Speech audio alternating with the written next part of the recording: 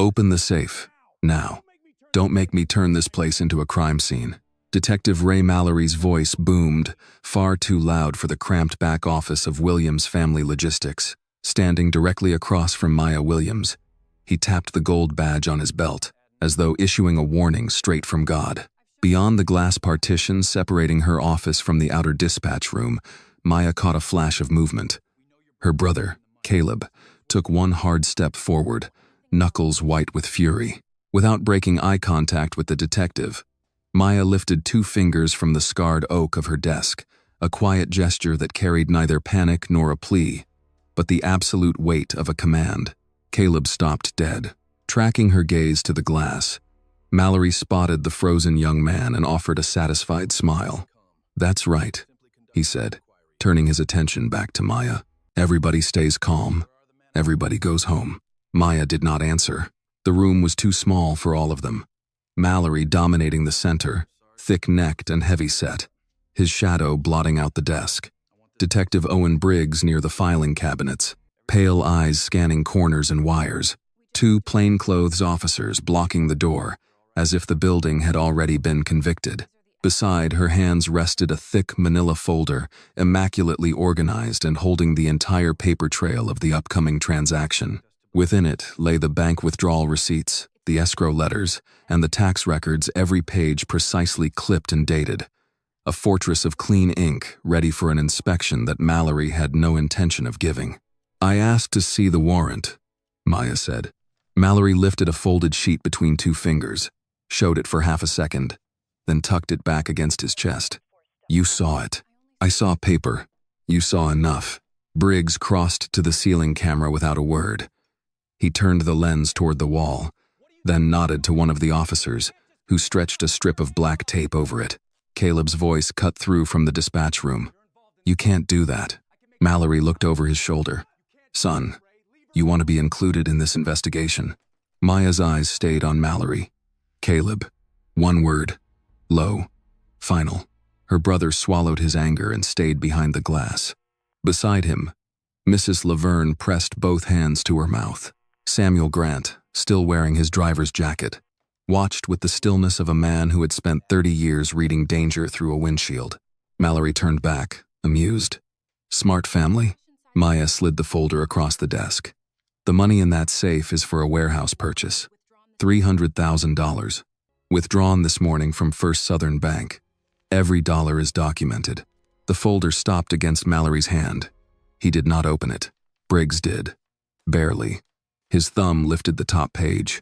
His eyes touched the bank stamp, and then the folder closed again. "Paperwork doesn't make money clean, Miss Williams," Briggs said. "It does when the money is clean." Mallory leaned forward, both palms on her desk now, invading the little space she had left. "We have credible information that your trucks are being used to move narcotics proceeds through interstate freight contracts. We have reason to believe this office is part of a laundering operation. And we have reason to believe that safe contains evidence." "Then call the bank manager. Call the escrow officer. Call my attorney." Mallory smiled. "Open the safe." The silence that followed had weight. It pressed against the glass. It settled over the dispatch room. It made the ticking wall clock sound like a hammer. Maya looked once toward the photograph behind her desk. Her father, Leon Williams, stood beside the first truck he had ever owned, one hand resting on the hood, his smile tired but proud. Beneath the frame, taped neatly to the wall, was the sentence he had left her. "Fight clean." Mallory followed her glance. "Your daddy's picture won't help you." Maya came around the desk. Briggs shifted, watching her hands. Mallory followed close enough that his shadow crossed her shoulder as she knelt before the floor safe. The metal dial was cool beneath her fingers. She turned it once, twice, then back. Her movements were measured, but Caleb knew her well enough to see the tendon flex in her jaw. "Take your time," Mallory said. Then, after half a breath, "Actually, don't." The lock clicked. Maya opened the safe. Inside, bank-wrapped stacks of $100 bills sat squared and counted, as plain as payroll, as honest as a receipt. The money was supposed to become a building by Monday. More loading bays, more routes, more jobs. A freight center with Leon Williams's name on the sign. Mallory's face changed. Just a flicker, but enough. Greed had looked out through the mask. He pulled a canvas evidence bag from beneath his jacket. Maya rose. If this is a lawful seizure, count it in front of me. Mallory began loading the stacks. Step back. Record the serial numbers. Briggs moved beside him, blocking her view. You can petition for return of property through the county. You know that can take years. Then you should not have kept this much cash on site. It was for a closing. Mallory zipped the first half of the bag. People say a lot of things when money gets found. Found? Maya's voice sharpened, but only by a degree. You walked into my office and forced me to open my safe. Mallory paused, smiling without warmth. Careful, Miss Williams. You're starting to sound emotional. Beyond the glass, Caleb's hand hit the partition with a dull thud. Mallory turned. There it is. Maya did not turn around. Caleb, step back. This time, Caleb's face twisted with pain, but he obeyed. Mallory resumed packing the money. You ought to thank your sister. She may have just saved you from becoming part of the file. Mrs. Laverne whispered something that sounded like a prayer. Briggs tore a receipt from a carbon copy pad and scribbled across it. No full count, no proper inventory, no serial numbers. He placed it on Maya's desk with 2 fingers, as if even the paper was beneath him. For your records, he said. Maya picked it up. The handwriting was almost unreadable. The description was vague. The amount was incomplete. The amount on this paper is incomplete, Maya said, her voice dropping into a cool, metered register. You haven't itemized the stacks, nor have you attached the bank documents proving the source. Mallory slung the heavy canvas bag over his shoulder, entirely unfazed. We'll verify whatever we care to notice downtown. And you're willfully ignoring the real estate contract. Mallory stepped close. His voice dropped, turning private and mean. Here's the question that matters. How does a 28-year-old woman like you end up with $300,000 in a safe and think nobody's going to look twice? Maya folded the receipt once. Slowly. My company earned it. Mallory's mouth twitched. That right? Yes. And your father teach you all this? How to keep cash around and call it business? The room froze. For a moment, even Briggs looked at Mallory, as if the cut had gone deeper than necessary. Maya's eyes moved again to Leon's photograph. Her thumb pressed along the crease of the receipt until the paper bent sharp and clean. My father taught me to keep records, she said. Mallory stared at her, waiting for more, waiting for tears, waiting for rage, waiting for anything he could use. Maya gave him nothing. That seemed to irritate him more than shouting would have. Don't leave town, he said. Is that an order? It's advice. Briggs was already at the door. Ray. Mallory gave Maya one last look, then walked out with the money. The other officers followed. Their shoes struck the tile, passed through the dispatch room, and faded toward the yard. Only when the outside door slammed did the office breathe again. Caleb burst in first. Maya, we have to call somebody. We have to post this. Right now. No. No? They robbed you. I know. They took everything. Maya looked through the glass as Mallory's unmarked sedan rolled past the parked trucks. For a moment, the car slowed near truck 12, then turned toward the gate and disappeared. They didn't take everything, she said. Caleb stared at her. What are you talking about? Maya walked into the equipment room beside her office and unlocked the narrow metal cabinet mounted behind a stack of spare GPS units. From inside, she removed a rugged black tablet connected to the company's fleet system. Mrs. Laverne stood in the doorway, trembling. Samuel came up behind Caleb, silent. Maya placed her thumb on the screen. The dashboard opened. Truck 12, Truck 19, Truck 22. 3 video feeds waited in the cloud, each already uploaded, each stamped with time, location, vehicle angle, and device ID. On the first feed, Mallory's sedan entered the yard. On the second, Briggs turned the office camera and watched black tape cover the lens. On the third, Mallory came out carrying the canvas bag. The plate was clear. The faces were clear. The bag was clear. Caleb's anger drained into stunned silence. Mrs. Laverne whispered, Lord have mercy. Samuel Grant put his cap back on and looked at Maya with quiet respect. "Miss Williams?" Maya opened a secure contact. The phone rang twice. A man answered. "Price." Maya looked through the open office door at her father's photograph. Beneath it, the small card remained exactly where it had always been. "Fight clean," she said. They took the bait. The phone line hung in a heavy, 2-second silence, broken only by the steady hum of the equipment room server and Caleb's ragged breathing. When Agent Daniel Price finally spoke, his voice was flat, carrying the cold weight of the Federal Bureau. "Are you secure?" Maya looked past the tablet screen toward the dispatch room, where Mrs. Laverne was guiding the shaken employees away from the glass, telling them in a soft church voice to sit down, drink water, and not touch anything. Samuel Grant had moved to the front window, not peeking like a frightened man, but standing watch like a driver checking weather before a hard run. "As secure as we're going to be," Maya said. "Anyone hurt?" "No." "Any physical confrontation?" "No." "Good. Keep it that way," Price said, his tone dropping back into that measured, procedural rhythm. "Did they take the full amount?" Maya's gaze drifted to the open safe, its dark, hollow interior looking almost obscene under the fluorescent lights, the heavy steel door hanging open like a silent accusation. "All 300,000, she said. "Receipt. Vague. Incomplete. No serial numbers. No full count. Expected." Caleb turned toward the phone. "Expected?" His voice jumped before Maya could stop him. "You expected them to rob her?" Maya gave him a look, but this time Price answered. "Mr. Williams, I expected corrupt officers to behave like corrupt officers once they believed nobody important was watching." Caleb laughed once, hard and bitter. "Nobody important." Maya shut her eyes for a beat. There it was, the old wound opening again. Their father at the kitchen table, the county receipt, the lawyers who wanted retainers before sympathy, the bank manager who stopped saying Leon's name and started saying, "the matter." Nobody important. It had followed their family for 3 years like a second shadow. Price's tone softened, but only slightly. "I didn't mean it the way it sounded." "No," Caleb said. "You meant it exactly right." Maya touched her brother's arm, not to silence him this time, but to steady him. "Caleb, go help Mrs. Laverne get everyone's statements written while it's fresh." He stared at her. "You're serious?" "Names, times, what they heard, what they saw.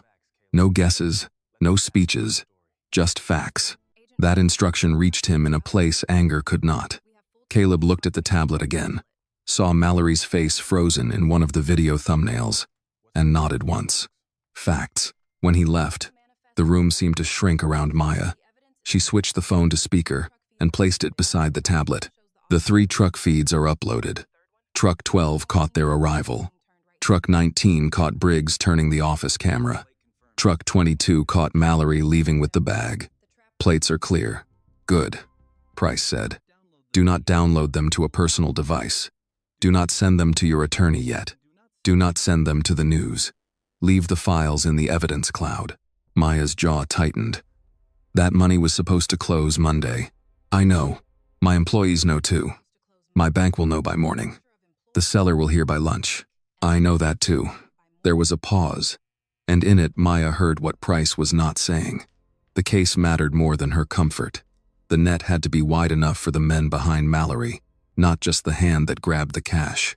Stepping back into the office, she found herself staring up at the blinded ceiling camera. Briggs had left it that way intentionally, a deliberate message meant to make the space feel stripped, helpless, and entirely violated. Maya walked directly beneath the lens, her eyes locking onto the black tape, but she didn't reach up to tear it off. "Are you still there?" Price asked. "Yes." "Listen carefully. From this point forward, you document everything.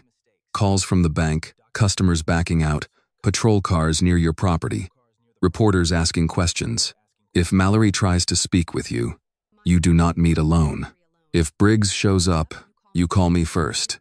If Captain Vance contacts you directly, you say nothing beyond requesting counsel." Maya looked at the seizure receipt in her hand.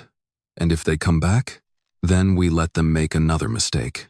Easy thing to say from wherever you are. This time, Price did not answer quickly.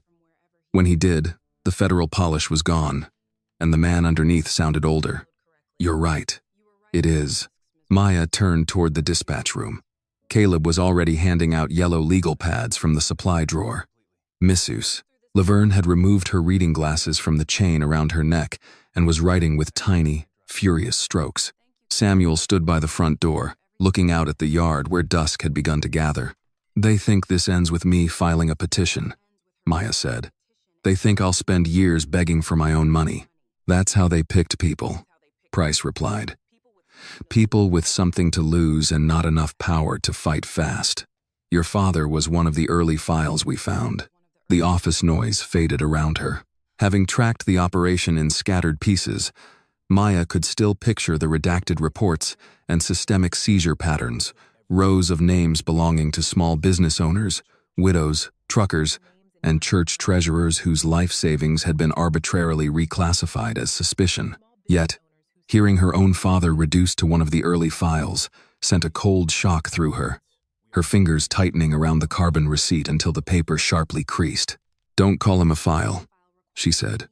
"If you feel for Maya," a woman pushed to the edge, but still trying to stay calm to protect her family, her employees, and her father's honor, "please like this video and comment where you are watching from, because someone near you might be watching this story too, feeling the same thing, and standing with Maya."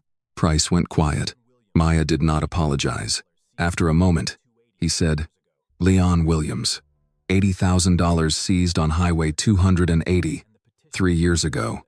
No charges filed. Petition delayed until the business loan collapsed. That was not a file. That was a man your city failed." The words struck differently because he did not dress them up. Maya looked at her father's picture. "My city didn't fail him alone." "No," Price said. "It had help." A knock sounded at the office door. Evelyn Carter entered without waiting to be invited, because women like Evelyn did not ask permission from rooms in crisis. She wore a navy church blazer over a plain blouse, though it was Friday evening, and carried a leather purse large enough to hold documents, peppermints, and the kind of common sense younger people often mistook for interference. Her eyes took in the open safe, the taped camera, Maya's face, and the folded receipt. "Oh, baby," she said softly. Maya's composure nearly cracked at that single word. Not because it was weak, because it was safe. Evelyn crossed the room and held out her hand. Maya gave her the receipt. The older woman read it once, her mouth flattening with each line. "Sloppy," Evelyn said. "On purpose," Maya replied. "Of course.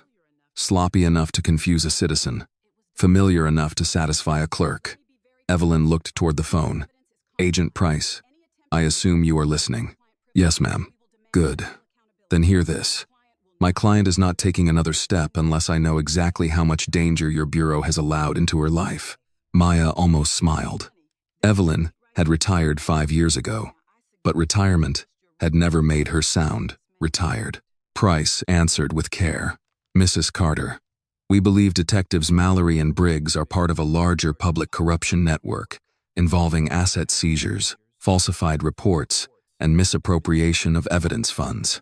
Captain Harold Vance is believed to be supervising or protecting the activity. Tonight gives us the cleanest predicate act we've had. Plain English, they stole marked money under color of law from a cooperating civilian whose funds were documented in advance. Their failure to inventory properly and their likely skimming of the seizure will help us move up the chain." Evelyn's eyes shifted to Maya. "Marked?" Maya nodded. "Every stack." Mrs. Laverne appeared at the glass with a legal pad hugged to her chest. Her eyes were still wet, but her voice had steadied. "Maya, I wrote what I saw. Terrence is writing his. Samuel says he remembers the exact time their car turned in, because he had just checked his logbook." "Thank you," Maya said. Mrs. Laverne looked at the open safe and shook her head. "Your daddy used to say, 'A crooked man hates a straight ledger.'" Evelyn gave a sad little laugh. Leon did love a ledger. For a brief second, the room held him there with them.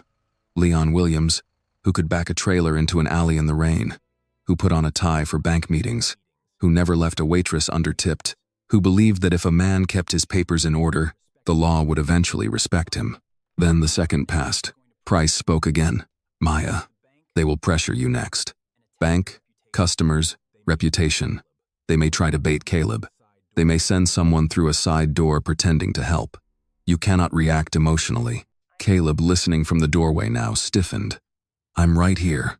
I know, Price said. That warning is for you, too. Caleb's face hardened, but he did not argue. Maya turned to him. No posts. No calls to friends at the station. No driving by their precinct. No hero stuff. He looked wounded. You think I'd make it worse? I think they want you to. That landed. Caleb looked away first. Evelyn placed the seizure receipt into a plastic sleeve from her purse. We preserve the lie the way they handed it to us. Maya nodded, then looked back at the tablet. The video thumbnails remained lined up like witnesses waiting to speak. Agent Price, she said. What happens now? Now we let them celebrate, he replied. And while they do, we watch where the money goes. Maya understood then that the hardest part had not been opening the safe. It would be standing still after, letting Mallory believe he had won, letting Briggs grow comfortable, letting the people who had stolen from her father walk around with her money long enough to lead the FBI to everyone else's. Her hand drifted to the edge of the desk, where the wood was worn smooth from years of invoices, coffee cups, and her father's elbows. Evelyn noticed. You don't have to be steel every minute, child. Maya looked through the glass at her people. Caleb angry but writing. Mrs. Laverne collecting statements. Samuel watching the gate. Drivers whispering in low voices under fluorescent light.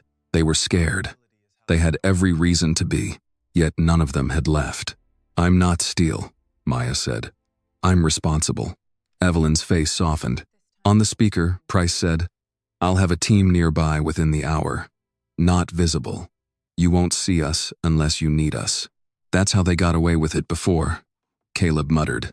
Nobody visible. Maya looked at him, then at the tablet, then at the darkening yard beyond the office windows where her truck sat quiet and ready. This time, she said, they'll be seen. Fight clean. The old wooden box sat beneath the bottom shelf of Maya's office bookcase, tucked behind binders marked payroll, insurance, fuel tax, and maintenance records. For 3 years, she had known it was there. For 3 years, she had found reasons not to open it. Evelyn Carter was the one who finally pulled it free. The office had emptied except for family, counsel, and the kind of silence that comes after a storm has moved on but left the roof leaking. Caleb was in the dispatch room with Mrs. Laverne, gathering statements. Samuel remained near the front, watching the gate through the last blue of evening. Agent Price had ended the call after repeating the same instructions twice. Document everything. Touch nothing unnecessary. Do not provoke. Do not post. Maya stood beside her desk, arms folded, staring at the taped camera as if it were an insult that had learned to breathe. Evelyn set the box on the desk. Your father asked me to keep this until you were ready. Maya looked at the box, then at her. And you decided that's tonight? No, baby. Mallory decided that. The box was plain cedar, the kind sold at roadside craft fairs outside Montgomery, with a brass latch dulled by age. Leon Williams had kept old receipts in it when Maya was a girl. Fuel receipts, repair slips, church donation envelopes, warranty papers for tools he refused to throw away. He believed paper remembered what people denied. Maya touched the lid but did not open it. I know what's in there. You know some of it. I know enough. Evelyn's expression softened, but her voice did not. No, you know the part that hurt you. Caleb entered then, still carrying a yellow legal pad. His anger had cooled into something heavier. Is that Daddy's box? Maya nodded. He came closer but stopped on the other side of the desk. As if the box had a line around it no one should cross too quickly. Evelyn opened the latch. Inside lay a stack of papers held by a rubber band, a folded church bulletin, an old photo of Leon beside his first truck, and a white envelope with Maya's name written across it in her father's slanted hand. The sight of that handwriting did what Mallory could not. It broke something small and private inside her face. She looked away. Evelyn picked up the papers first. Before your father passed, he came to me with names. Names? Caleb asked. People who'd lost money, Cars, equipment, sometimes whole businesses to that unit. Not all black, but mostly people without power. A widow from Ensley, a barber from Bessemer, a retired army cook out near Leeds, two brothers who ran a lawn care company, a church treasurer carrying cash for a roof repair. Evelyn tapped the stack. Leon kept copies of what they gave him. Maya reached for the first page. The handwriting was her father's, careful and square, each line dated. Name, amount, officer involved, property seized, charges filed, outcome. Most of the outcome columns said the same thing. No charges, no return. Caleb exhaled sharply. He never told us. He was ashamed, Maya said. And even as she spoke it, she hated the word. Evelyn corrected her gently. He was wounded. Shame belonged to the men who did it. The room fell quiet. Maya saw her father not as the photograph on the wall, but as he had been at the kitchen table after the seizure. Tie loosened, eyes fixed on a receipt so vague it might as well have been a shrug. Leon had been carrying $80,000 for a down payment on a second truck. Money saved through double shifts, holiday routes, skipped vacations, and church members who trusted him to haul furniture on weekends. Mallory's unit had stopped him on Highway 280, claimed the cash smelled suspicious, and sent him home with a paper that treated his life's work like contraband. No arrest, no apology, just suspicion, stamped and filed. For weeks afterward, Leon still rose before dawn. He still shaved, still polished his boots, still answered every call with, "Yes, ma'am," or "No, sir." But something in him had gone quiet. At dinner, he stared too long at his hands. At church, when old men slapped his back and asked about business, his smile arrived a second late. When the bank pulled back from the loan, he thanked the manager for his time, as though the man had not just buried a dream. Maya had wanted him to shout, to sue, to fight dirty if dirty was the only language the city understood. Leon had only said, "A crooked man wants you angry. Anger makes a poor witness." Caleb leaned over the desk, reading the names upside down. Mallory was on some of these. Mallory, Briggs, and two others. Evelyn said, "Vance's name doesn't appear much. Men like Vance prefer clean hands and dirty rooms." Maya picked up the church bulletin. It was from New Hope Baptist, dated 3 months before Leon died. On the back, in blue ink, he had written a list of questions. How many families? Who signs seizure approvals? Where does cash go before evidence intake? Who audits task force? Beneath the questions was one sentence underlined twice. Make it visible. Maya's throat tightened. He was investigating them. As much as a tired man with no badge and no money could, Evelyn said. Caleb's voice came low. And nobody helped him.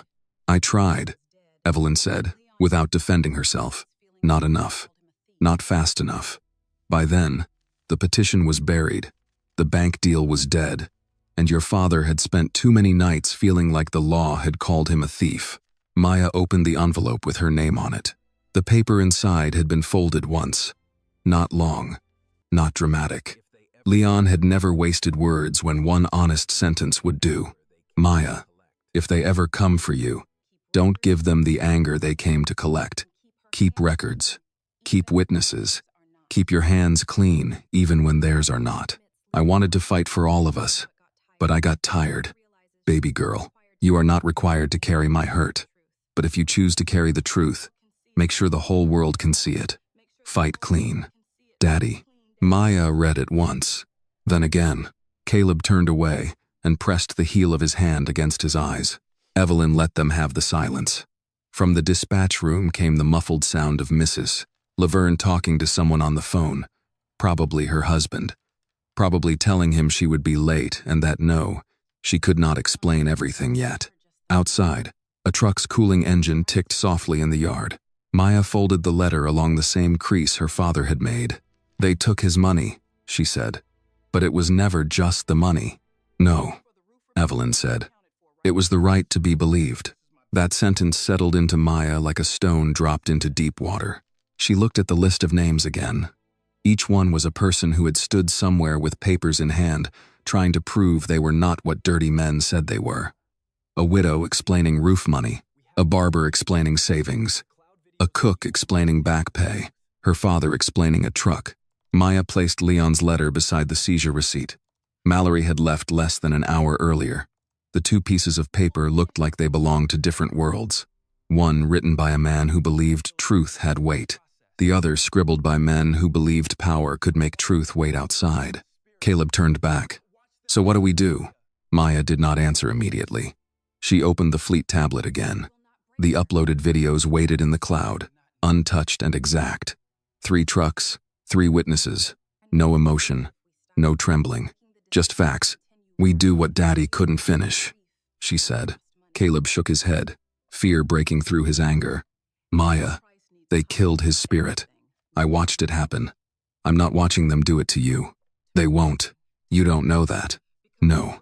She looked at him then, and for the first time that night, her voice carried the full weight of being the oldest child of a broken house. "But I know what happens if we stop." Evelyn closed the cedar box, leaving Leon's list and letter on the desk. "Agent Price needs copies of everything in there. Not originals. Copies. We keep the originals safe." Maya nodded. "Tomorrow morning. Tonight," Evelyn said. "Corrupt men do their best work while decent people are sleeping." Despite everything, Caleb let out a short, humorless laugh. "You always talk like you're in court. I spent 40 years making fools repeat themselves under oath. It becomes a habit." Maya almost smiled. Almost. A pair of headlights swept across the front windows, and everyone turned. Samuel stepped into view from the dispatch room. "Just Terrence leaving," he said. "I told him to text when he gets home." "Thank you," Maya replied. Samuel lingered. "Miss Williams, your daddy once helped me when my rig broke down outside Tuscaloosa. Wouldn't take a dime. Said a man on the road ought not be left alone if somebody could help it." Maya had never heard that story. Samuel nodded toward the papers. "Whatever you're doing now, I'm in. Don't need details I shouldn't have. Just tell me where to drive." Evelyn looked at Maya, and something like pride crossed her face. The company was wounded. The money was gone. The warehouse deal was already trembling on the edge of collapse. But inside that office, among legal pads, taped cameras, old receipts, and a dead man's handwriting, Maya felt the shape of something Mallory had not counted on. Community did not always arrive loudly. Sometimes it stood at the door in a driver's jacket and said, "Tell me where to drive." Maya picked up her father's letter and slid it into a clean folder.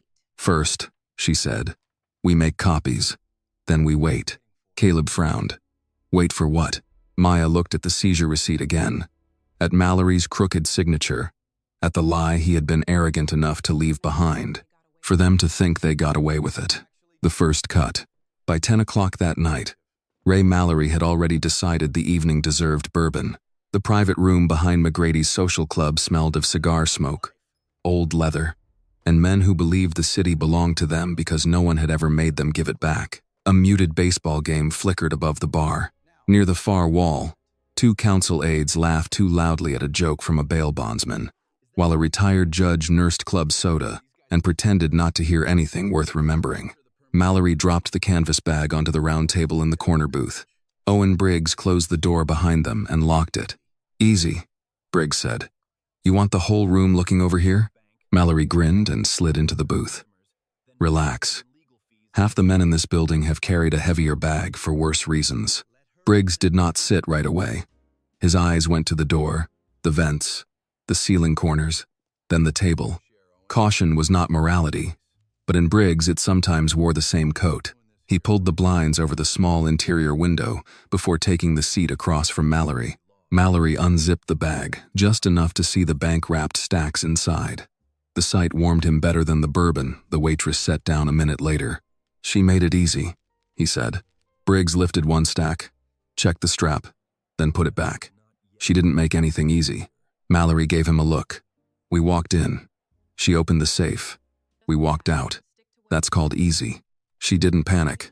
"You keep saying that like it means something." "It does." Mallory leaned back, glass in hand. "She's a trucking girl with a dead daddy, a hot-headed brother, and too much cash in a safe. By Monday morning, her bank will be asking questions. By Tuesday, her customers will be nervous. By Friday, She'll be begging some civil attorney to take a case he knows he can't win before she runs out of money. Briggs stared at the bag. She looked at you like she was memorizing you. Mallory laughed. Good. Let her remember me.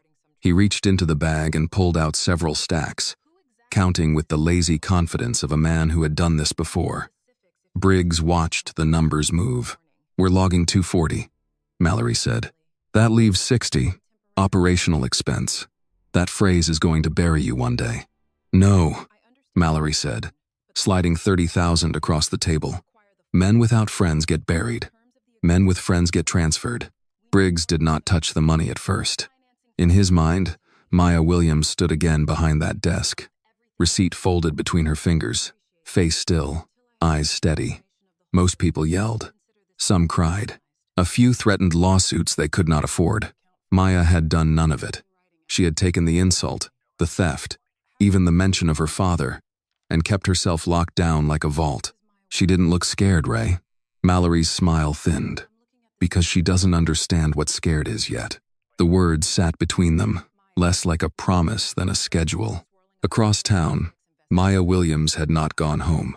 The lights at Williams Family Logistics burned long after the yard should have gone dark. In the dispatch room, employees sat at separate desks with yellow legal pads, writing their statements while the memory was fresh. Mrs. Laverne moved between them with bottled water and a firmness that left no room for collapse. Caleb stood near the copier, making duplicates of Leon Williams's old files under Evelyn Carter's supervision. Each page came out warm and smelling faintly of toner. Maya stayed in her office, reading the same two papers again and again. Mallory's seizure receipt and her father's letter. One was careless because it thought power did not need precision. The other was careful because it came from a man who believed truth deserved respect. Her phone buzzed at 10:43. First Southern Bank. She let it ring twice before answering. Maya Williams. A man cleared his throat. Miss Williams, this is Gerald Atkinson. I apologize for the hour. Gerald Atkinson had managed the commercial accounts desk for 12 years, long enough to perfect a voice that sounded sympathetic without committing to anything useful. What can I do for you, Mr. Atkinson? Well, we received an informal inquiry this evening regarding an active law enforcement matter involving your company. Maya looked through the glass at Evelyn, who had already turned toward her. An informal inquiry from whom? I'm not at liberty to say. Then I'm not at liberty to guess. A pause. Paper shuffled on his end. Given the circumstances, the bank will need to temporarily pause movement on the warehouse financing until the matter is clarified. Temporarily, Maya repeated. Yes, ma'am. Does temporarily mean Monday's closing? Another pause. Longer this time. It would be premature for me to speculate. Maya's eyes moved to the photograph of Leon on the wall. How many times had a man said something polished while pushing a family off a cliff? Put it in writing, she said. Miss Williams, I only wanted to give you the courtesy of, put it in writing tonight. Email is fine. Gerald lowered his voice, as if kindness could soften cowardice. Maya, off the record. If this is just a misunderstanding, I'm sure it'll work itself out. Mr. Atkinson, my father lost a truck loan waiting for things to work themselves out. The line went quiet. I'll send the email, he said. Thank you. She hung up. Evelyn entered before Maya could call her. Bank. Frozen. Get it in writing? Yes. Good. Caleb came in behind her. Good?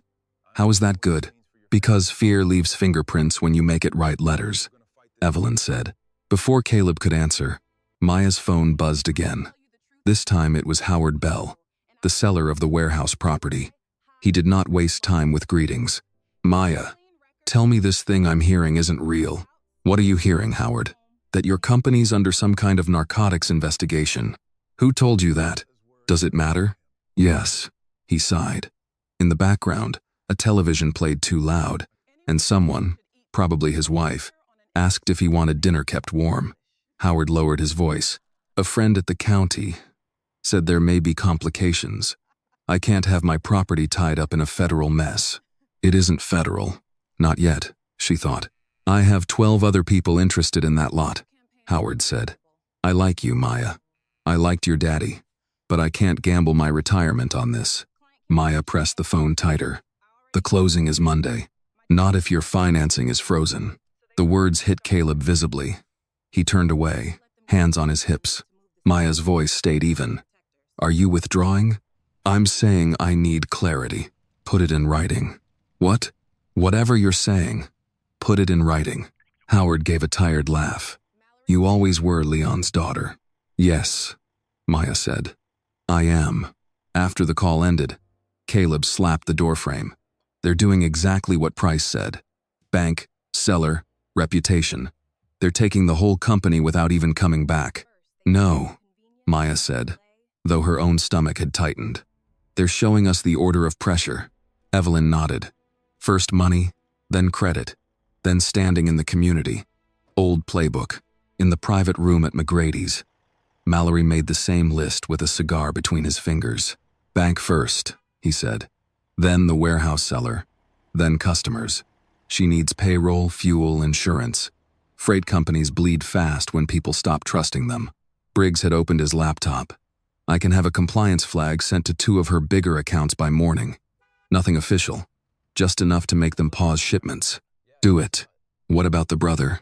Mallory swirled his bourbon. He'll do something stupid if we squeeze hard enough. And if he doesn't, then we squeeze harder. Briggs typed, but his mind remained on the trucks in Maya's yard. We should run a deeper check on her. Not just state. Federal contracting, insurance, litigation, hidden partners. Mallory groaned. You and your deep checks. She has dash systems on her fleet. So does every company with insurance. Maybe. Mallory pointed his cigar at him. You're spooked because she didn't cry. I'm cautious because she didn't react. There's a difference? Yes. One makes people sloppy. The other means they're waiting. For the first time that night, Mallory's amusement dimmed. Then pride came back to save him from reflection. She can wait all she wants. By the time she figures out the process, her business will be dust. Morning arrived gray and humid.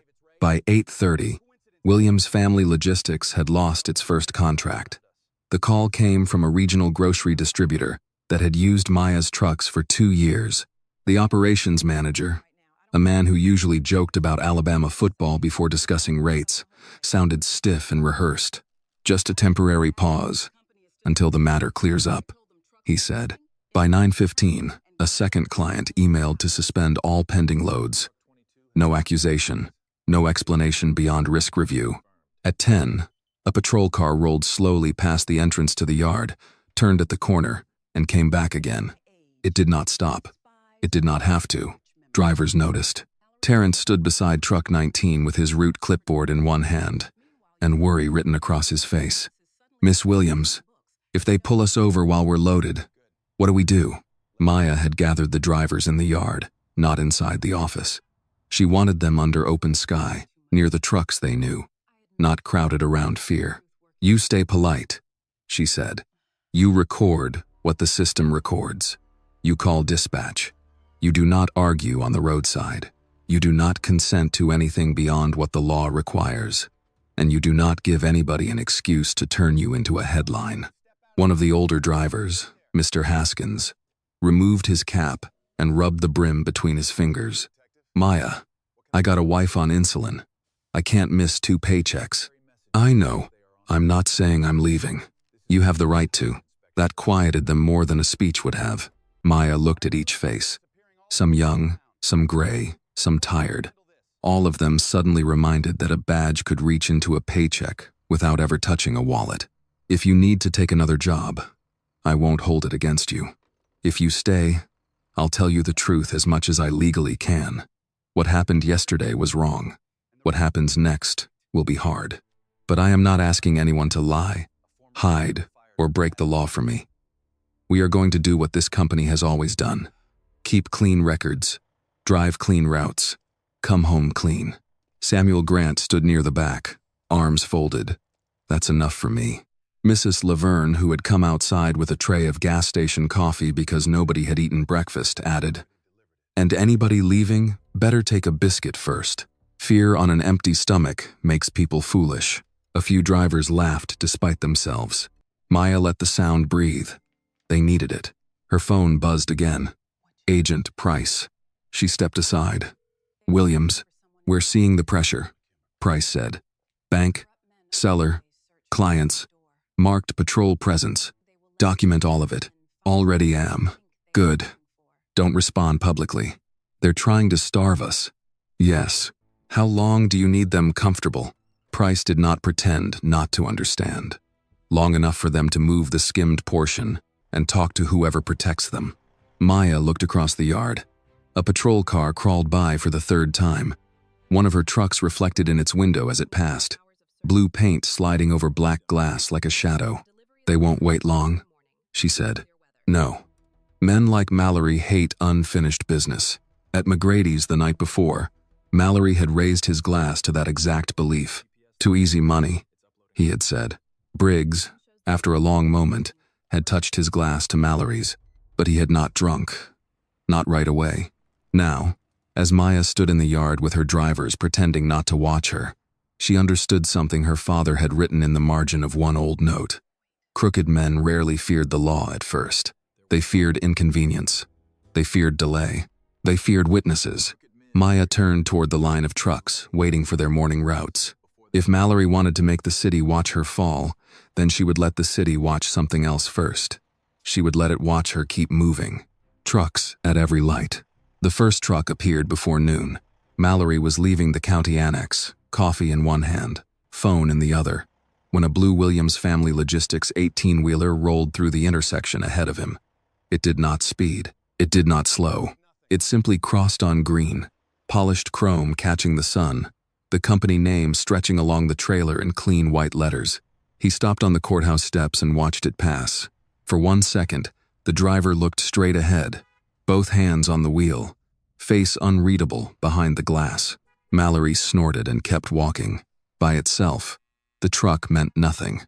Birmingham had freight running through it all day long. Interstates, rail yards, warehouses, grocery distribution, steel suppliers, church kitchens taking deliveries for weekend fish fries. Trucks belonged to the city's bloodstream. The second truck appeared 20 minutes later. Mallory had turned onto 6th Avenue North when another Williams rig pulled up beside him at a red light. This one hauled a refrigerated trailer, its engine humming low and steady. The driver, a woman in mirrored sunglasses, did not glance over. She sipped from a travel mug and waited for the light. Mallory stared. The light changed. The truck moved on. His phone buzzed before he could decide whether he was annoyed or amused. "Briggs, you see one?" Briggs asked. Mallory frowned. "One what?" "You know what." Mallory looked down the street where the refrigerated trailer had already disappeared between two brick buildings. "A Williams truck?" Silence on the line. Then Briggs said, "I just passed one outside the courthouse garage. No trailer, just a tractor. It circled once and kept going." Mallory opened his car door. "You're getting jumpy. I don't like coincidences right after a seizure." "You don't like anything right after a seizure. That's why you're still alive and no fun." "I'm serious, Ray. So am I. It's a trucking company. Trucks drive around." Mallory hung up before Briggs could answer. Still, when he pulled away from the curb, he checked his mirror. Across town, inside the dispatch room of Williams Family Logistics, Maya stood before the wall monitor with a clipboard tucked under one arm.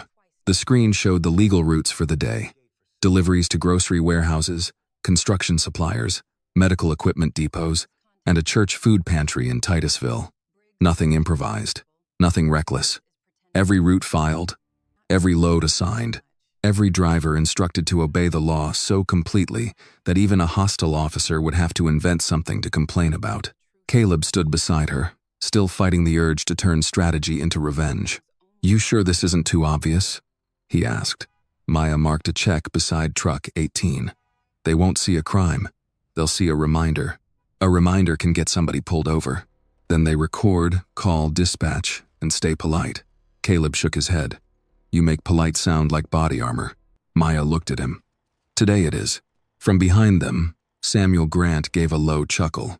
He was leaning against the doorframe with a paper cup of truck stop coffee, his cap pulled low. "Miss Williams is right. A clean logbook makes a loud argument without raising its voice." Caleb turned. "You always got a saying?" At my age, son, sayings are cheaper than blood pressure medicine. Maya's mouth almost curved, but the room's tension kept it from becoming a smile. Samuel, truck 12 is still clear for the medical depot? Yes, ma'am. Route's clean. Dash is live. Cloud sync is green. And nobody improvises. Not unless the Lord himself steps into traffic with a clipboard. This time, Caleb did smile. Maya checked the monitor again. To anyone outside, it would look like a freight company fighting to keep business alive after a police seizure. That was true, but under the surface, each truck was also a witness with wheels. Every camera watched. Every GPS pinged.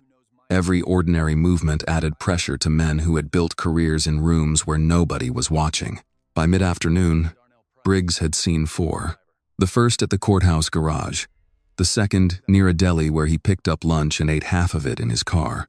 The third parked across from a title office tied to Captain Vance's real estate contacts. The fourth came into view just as he pulled behind the precinct, rolling slowly through the light with an empty flatbed. He did not call Mallory again.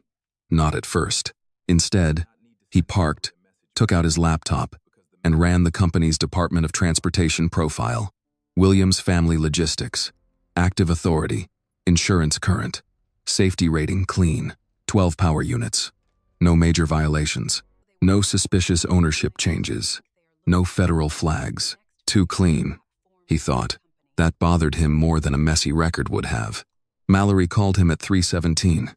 Irritation already in his voice. All right. I saw another one. Where? Outside Judge Hanley's building. Briggs sat up. Hanley? Relax. It was stopped at a light. Judge Hanley signed off on 3 Vance affidavits last year. You think Maya Williams knows that? I think somebody might. Mallory was quiet for half a second. You saying FBI? I'm saying I don't like seeing her trucks around people connected to us. Us? Mallory snapped. Careful with that word. Briggs lowered his voice. You know what I mean. Outside his windshield, the flatbed turned the corner and disappeared. It had not slowed. It had not even looked suspicious. That was what made it crawl under his skin. At Williams Family Logistics, Mrs. Laverne walked in with a tray of sandwiches wrapped in wax paper. If y'all are going to stare at screens like air traffic controllers, you can at least eat. Maya took one because refusing food from Mrs. Laverne was not worth the lecture. Any calls? Maya asked. 2 customers asking if we're still operating. I told them trucks were moving. Invoices were current. And gossip doesn't unload pallets. Caleb grinned. You said that? I said it nicer. Samuel checked his phone. Truck 22 just past the annex. Clean audio. Clean video. Nothing unusual. Maya nodded. But her eyes moved to the smaller screen showing patrol movement near their yard. The same unit had passed twice that morning. A different one had idled near the gate for 7 minutes, then left. Price's team was tracking it, but not interfering. Evelyn Carter entered just after 4, purse over one arm, expression sharp enough to cut ribbon. I had coffee with an old friend at the courthouse. Caleb raised an eyebrow. You got spies too? Baby.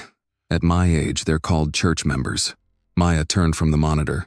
What did you hear? Mallory's uncomfortable. Briggs is more uncomfortable. Vance is pretending not to be. Also, your name has been whispered in 3 offices by people who suddenly care whether a trucking company keeps clean books. It does. I know.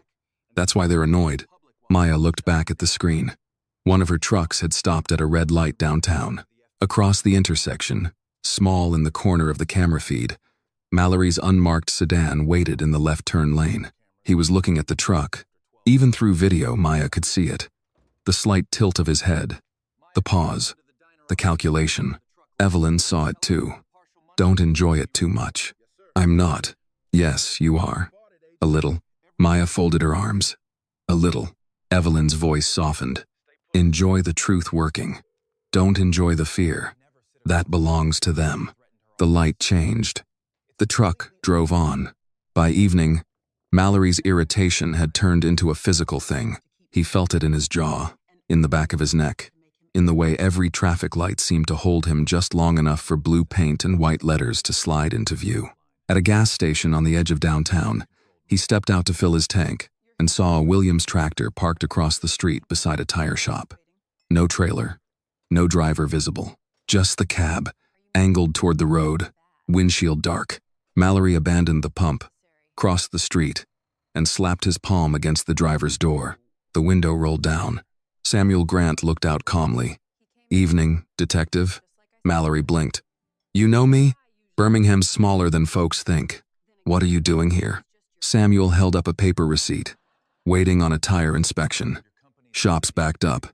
You expect me to believe that?" Samuel glanced toward the tire shop, where a mechanic in greasy coveralls was rolling a wheel across the bay. "No, sir. I expect you to believe whatever suits you." Mallory leaned closer.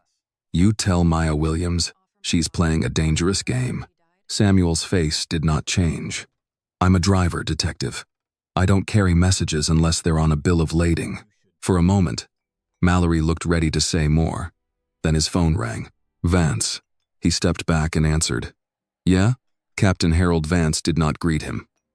"Why am I hearing that Williams trucks are turning up all over downtown?" Mallory turned his back to Samuel. "Because she owns trucks. Don't get cute with me," Hanley called. Said one sat outside his building for 10 minutes. At a red light? At a curb?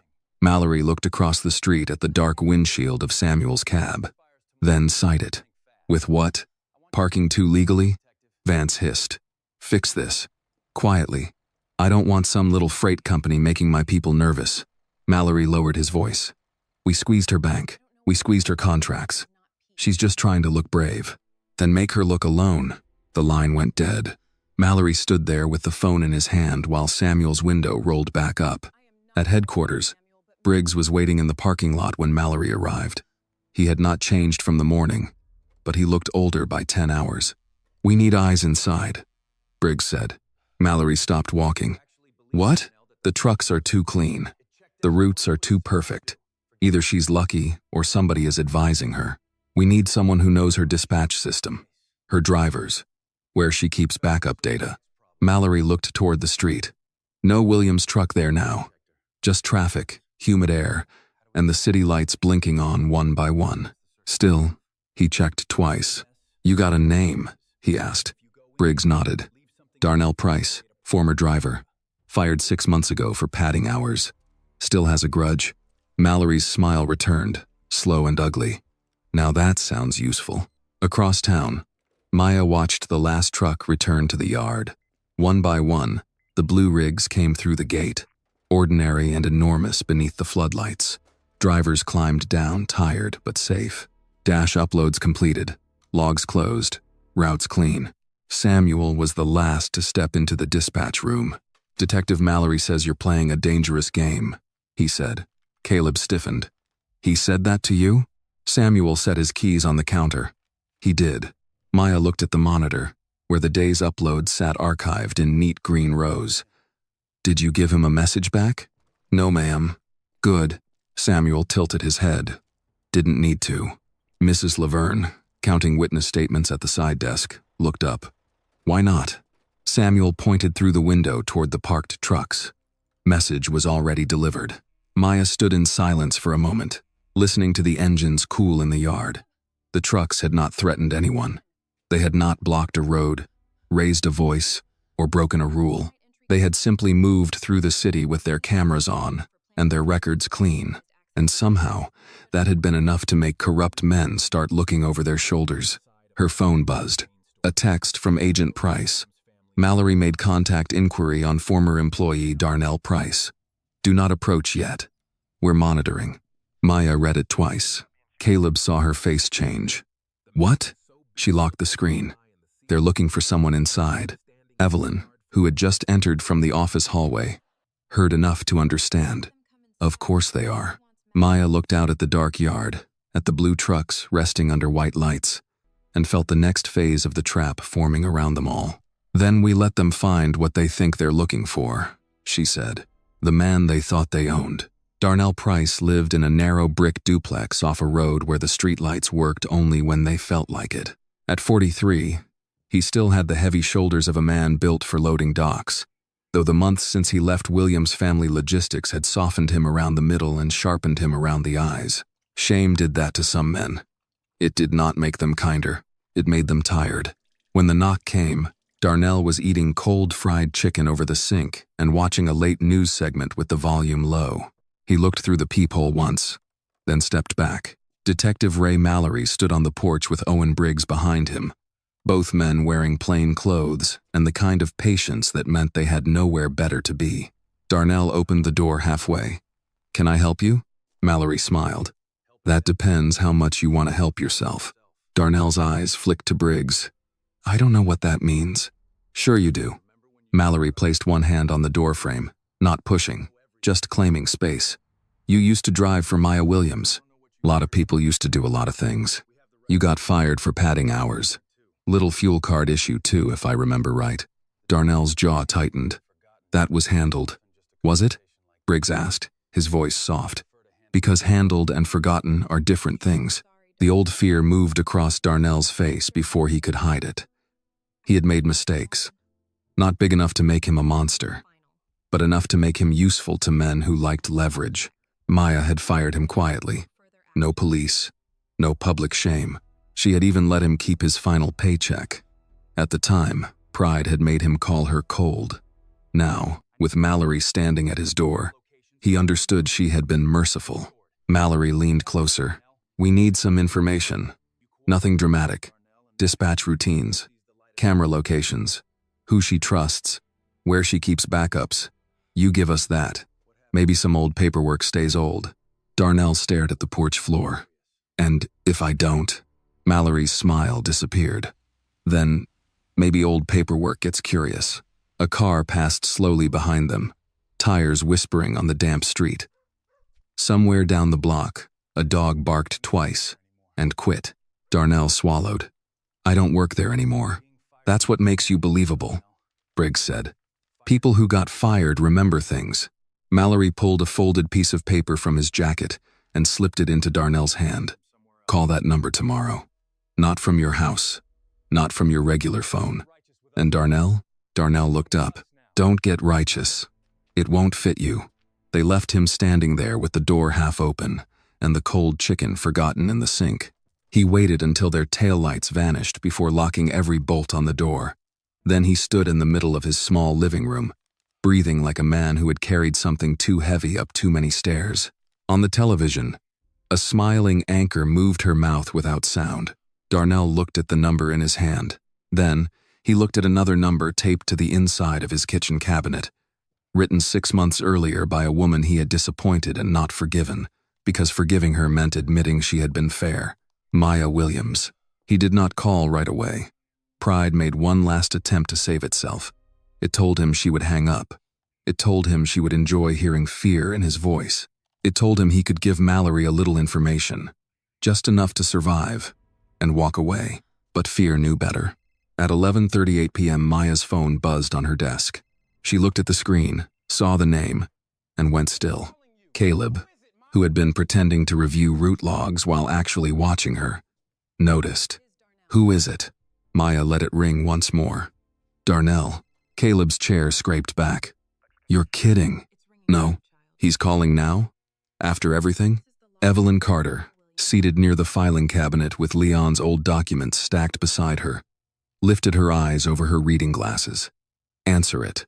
Maya did. For 2 seconds, neither one spoke. Then Darnell said, "Miss Williams."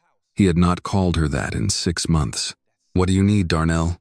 His breath came through the line unevenly. "Mallory came to my house." Caleb cursed under his breath. Maya raised one hand without looking at him. "What did he want?" "Me. To help him. Said he needed dispatch routines, cameras, backups. Said old paperwork could get curious if I didn't cooperate." Maya closed her eyes, not in surprise. In confirmation, Evelyn stood and moved closer. "Where are you?" Maya asked. "Home. Are they still there?" "No." "Did they give you a number?" "Yes." "Do not call it yet." Darnell gave a bitter little laugh. "I figured you'd tell me to go to hell. I might later. Right now. Follow instructions." That almost broke him. Maya heard it in the silence. "I messed up with you." Darnell said, "Yes. I was mad when you fired me. I know. You could have pressed charges. Yes. Why didn't you? Maya looked at Leon's photograph. Because my father believed a man should get one clean chance to stand back up. On the other end, Darnell made a sound that was not quite a sob, and not quite a laugh. I don't deserve that. Maybe not. But Mallory doesn't deserve your fear either. Evelyn touched Maya's arm and mouthed 2 words. Agent Price. Maya nodded. Darnell, I'm going to connect someone. You tell the truth. All of it. No shaping it to make yourself look better. FBI?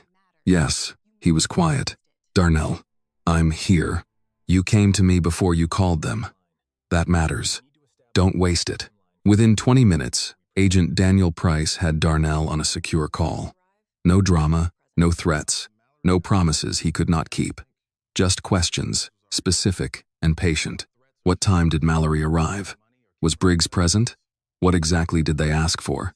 Did they mention cameras? Did they mention backups? Did they give a number? Did they threaten charges?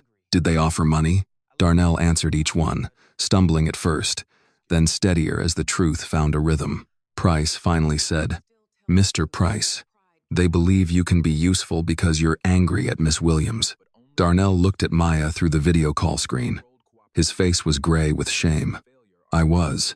And now, Darnell rubbed both hands over his face. Now I'm scared. Evelyn, standing beside Maya, said, Fear can still tell the truth if pride gets out of the way. Darnell nodded once, as if accepting a sentence. Price leaned closer to his camera. We can use this, but only if you understand the risk. You would not be spying for them. You would be providing controlled information, approved by federal investigators. Nothing that endangers the company. Nothing that frames anyone. Nothing false that creates a crime. We feed them harmless lies about what they think they need. Caleb frowned.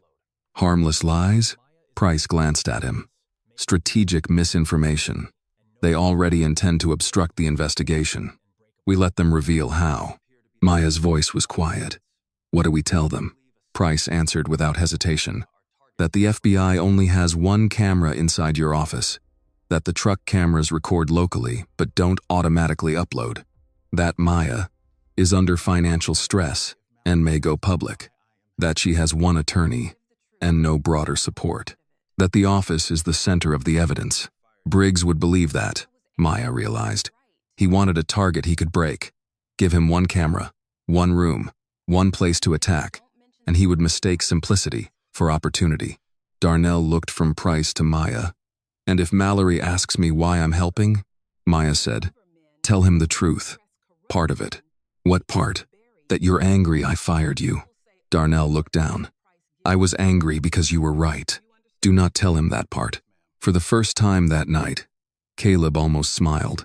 Evelyn folded her arms. And you will not get clever, Mr. Price. Clever men, trying to impress corrupt men, become buried men. Darnell nodded quickly. Yes, ma'am. I mean it. You say what Agent Price gives you. Nothing more. If you get scared, you call. If you get proud, you remember pride is what opened your door to Mallory in the first place. Yes, ma'am. After the call ended, Darnell remained on Maya's screen for a moment. Neither knew how to close the space between an old betrayal and a new alliance. Finally, he said, Miss Williams, I didn't know about your father's list. I heard people talk after he passed, but I didn't know. Maya's expression held. A lot of people didn't want to know. I want to now. That will cost you. I figured. No, Maya said. Not money. Comfort. Darnell nodded slowly. I can pay that. When the screen went dark, Caleb let out the breath he had been holding. You trust him? No. Good. I trust the pressure Mallory put on him. I trust the fact that he called us first. I trust Agent Price to control the contact. That's enough for tonight. Evelyn looked pleased. That is the first sensible thing anyone under 30 has said in this room all day. I'm 28, Maya said. Exactly. The small joke eased the room for only a second. But a second was enough. Outside, a late truck rolled past on the avenue, its air brakes sighing at the light. The sound reached the office like a reminder that the world was still moving, still carrying things from one place to another, still demanding people show up for work no matter what had been stolen from them. Maya walked to the window. Across the yard, Truck 12 sat under the floodlight, its windshield dark, its cameras dormant but ready. A few hours ago, those cameras had caught Mallory walking out with her money. Tomorrow, if Price was right, Darnell would help make Mallory believe the company had only one eye left. That was the trap. Not force, not rage, not revenge. A crooked man would be shown a door he wanted to break down, and he would walk toward it, grinning. Caleb came up beside her. "You really think Mallory will buy it?" Maya watched the reflection of her own face in the glass, calm enough to frighten even herself. "He already thinks he owns Darnell," she said. "Men like Mallory don't question what they think they own." The diner. By Wednesday morning, Darnell Price had become exactly what Mallory wanted him to be. Nervous, resentful, useful, and just careless enough to seem honest. He met Mallory behind a coin laundry 2 blocks from his duplex, wearing yesterday's jacket and the expression of a man who had not slept well. That part required no acting. Mallory arrived alone, though Darnell spotted Briggs's sedan across the street. Engine running, windows dark. Mallory liked that. He liked making people wonder how many eyes he had brought. "You got something for me?" Mallory asked. Darnell rubbed the back of his neck. "She's hurting. Bank froze her money. Customers are pulling back. Caleb wants to go public, but she keeps shutting him down." Mallory smiled. "Good. She's got a lawyer. Evelyn Carter, old civil rights lady. Talks like a judge, and a preacher had a baby." Mallory's smile faded a little. "I know Carter. Everybody knows Carter. What about evidence?" Darnell looked around, then lowered his voice. "There's a camera in her office. Hidden. Not the one y'all covered. FBI put it in after she started talking to them about her daddy." Mallory's eyes sharpened. "FBI? That's what I heard." Mallory grabbed Darnell's sleeve. Not hard enough to bruise, but hard enough to remind him who controlled the conversation. "You heard. Or you know." Darnell swallowed. "I know she's got somebody federal. I don't know how deep, but she thinks the office camera is her ace. Keeps saying everything important is in that room." Across the street, Briggs watched Mallory's posture change. Not fear. Focus. Mallory released Darnell. "What about the trucks?" Darnell let out a short, bitter laugh. "Man, those cameras are for insurance. They record local, unless somebody pulls the data. Half the time the drivers complain they freeze up after 12 hours. Maya likes acting like her company's NASA, but it's still 12 trucks and too many bills." That lie went down easy because Mallory wanted it to. "When's she meeting me?" Mallory asked. Darnell blinked. "Meeting you? She wants money back, doesn't she? She wants all of it. She'll take what I offer when she understands what broke looks like." Darnell shifted his weight. "There's a diner off Lakeshore, near the truck lot. She uses it for driver meetings sometimes. If you call from the number I gave you, I can make sure she hears you're willing to talk." Mallory stepped close again. "You make sure she comes alone." Darnell nodded too quickly. "Yeah, alone." Mallory studied him for another second, then smiled. "See? Righteous didn't fit you. Useful does." Darnell watched him walk away, his stomach turning. When Mallory's car disappeared, he did not go home. He walked 3 blocks to a church parking lot, sat on the curb beside a faded sign advertising Wednesday night Bible study, and called Agent Price from the secure phone he had been given. "He bought it," Darnell said. Price's voice came steady through the line. "Every word? Office camera, local truck storage, financial pressure, diner. Good. Do nothing else." Darnell looked at his shaking hand. "He wants her alone." "She won't be." At Williams Family Logistics, Maya heard the plan from Price, without interrupting. She stood in the dispatch room, one hand resting on the back of an empty chair, while Caleb paced in a short line near the coffee machine. "No," Caleb said before Price finished. "Absolutely not." Maya looked at him. "You don't get a vote before I do. He threatened to turn this place into a crime scene 2 days ago. Now you're going to sit across from him in a diner? With witnesses. Hidden witnesses don't stop a man from humiliating you in public." "No," Maya said. "They record why he does it." Evelyn Carter, seated at the end of the table with her purse in her lap, gave a small nod. The diner is smart, public enough to keep him careful, ordinary enough to make him arrogant. Price spoke from the tablet on the table. A Williams truck will be parked legally in the truck lot across the window line. Camera angle will capture entry, exit, booth area through the glass, and exterior audio if the door opens. Inside audio will come from the table device we provide. Maya, you do not push too hard. Let him think you're negotiating. I understand. Caleb stopped pacing. And if he says something about Dad? Maya's fingers tightened once on the chair. Evelyn answered before she could. Then your sister remembers who she is. The Lakeshore Diner had been feeding truckers, church ladies, night nurses, and county workers since the 70s. The sign outside buzzed in red neon. The vinyl booths were cracked at the corners, and the coffee tasted like it had been brewed by someone who believed sleep was a moral weakness. An older waitress named Betty called every man Hun, and every woman Sugar, unless she knew them well enough to call them trouble. Maya arrived at 5:40 p.m., 10 minutes early. She wore a dark blazer, plain earrings, and the same controlled expression she had worn when Mallory took her money. In her purse, beneath a pack of tissues and a church mint, Evelyn had pressed into her hand, sat the small recording device Price had given her. Outside, Truck 19 idled in the legal truck lot, its blue trailer angled toward the diner windows. Samuel Grant sat behind the wheel, hat low, hands wrapped around a paper cup of coffee. To anyone passing, he was just another driver waiting on a dispatch update. Betty poured Maya coffee without asking. You meeting somebody, Sugar? Yes, ma'am. Good somebody or bad somebody? Maya looked toward the door. Necessary somebody. Betty snorted. That usually means bad. Mallory entered 5 minutes late, because men like him believed time was another thing other people owed them. He slid into the booth across from Maya without greeting her. No, brother? He asked. No audience? He glanced around. You picked a public place. You came anyway. Mallory smiled. I like pie. Betty appeared with a pot of coffee. You eating? Just coffee, Mallory said. She looked him over, unimpressed. Pie would improve your mood. My mood's fine. Then it's your face. She poured and walked away. For one brief second, Maya nearly smiled. Mallory noticed. You find this funny? No. Good. Because your company's bleeding. Maya wrapped both hands around her coffee mug.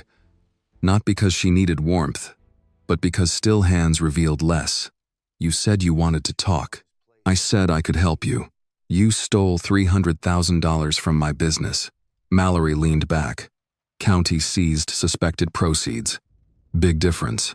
Then return it. I can probably get you 100. Maya looked at him as if she had misheard. 100,000.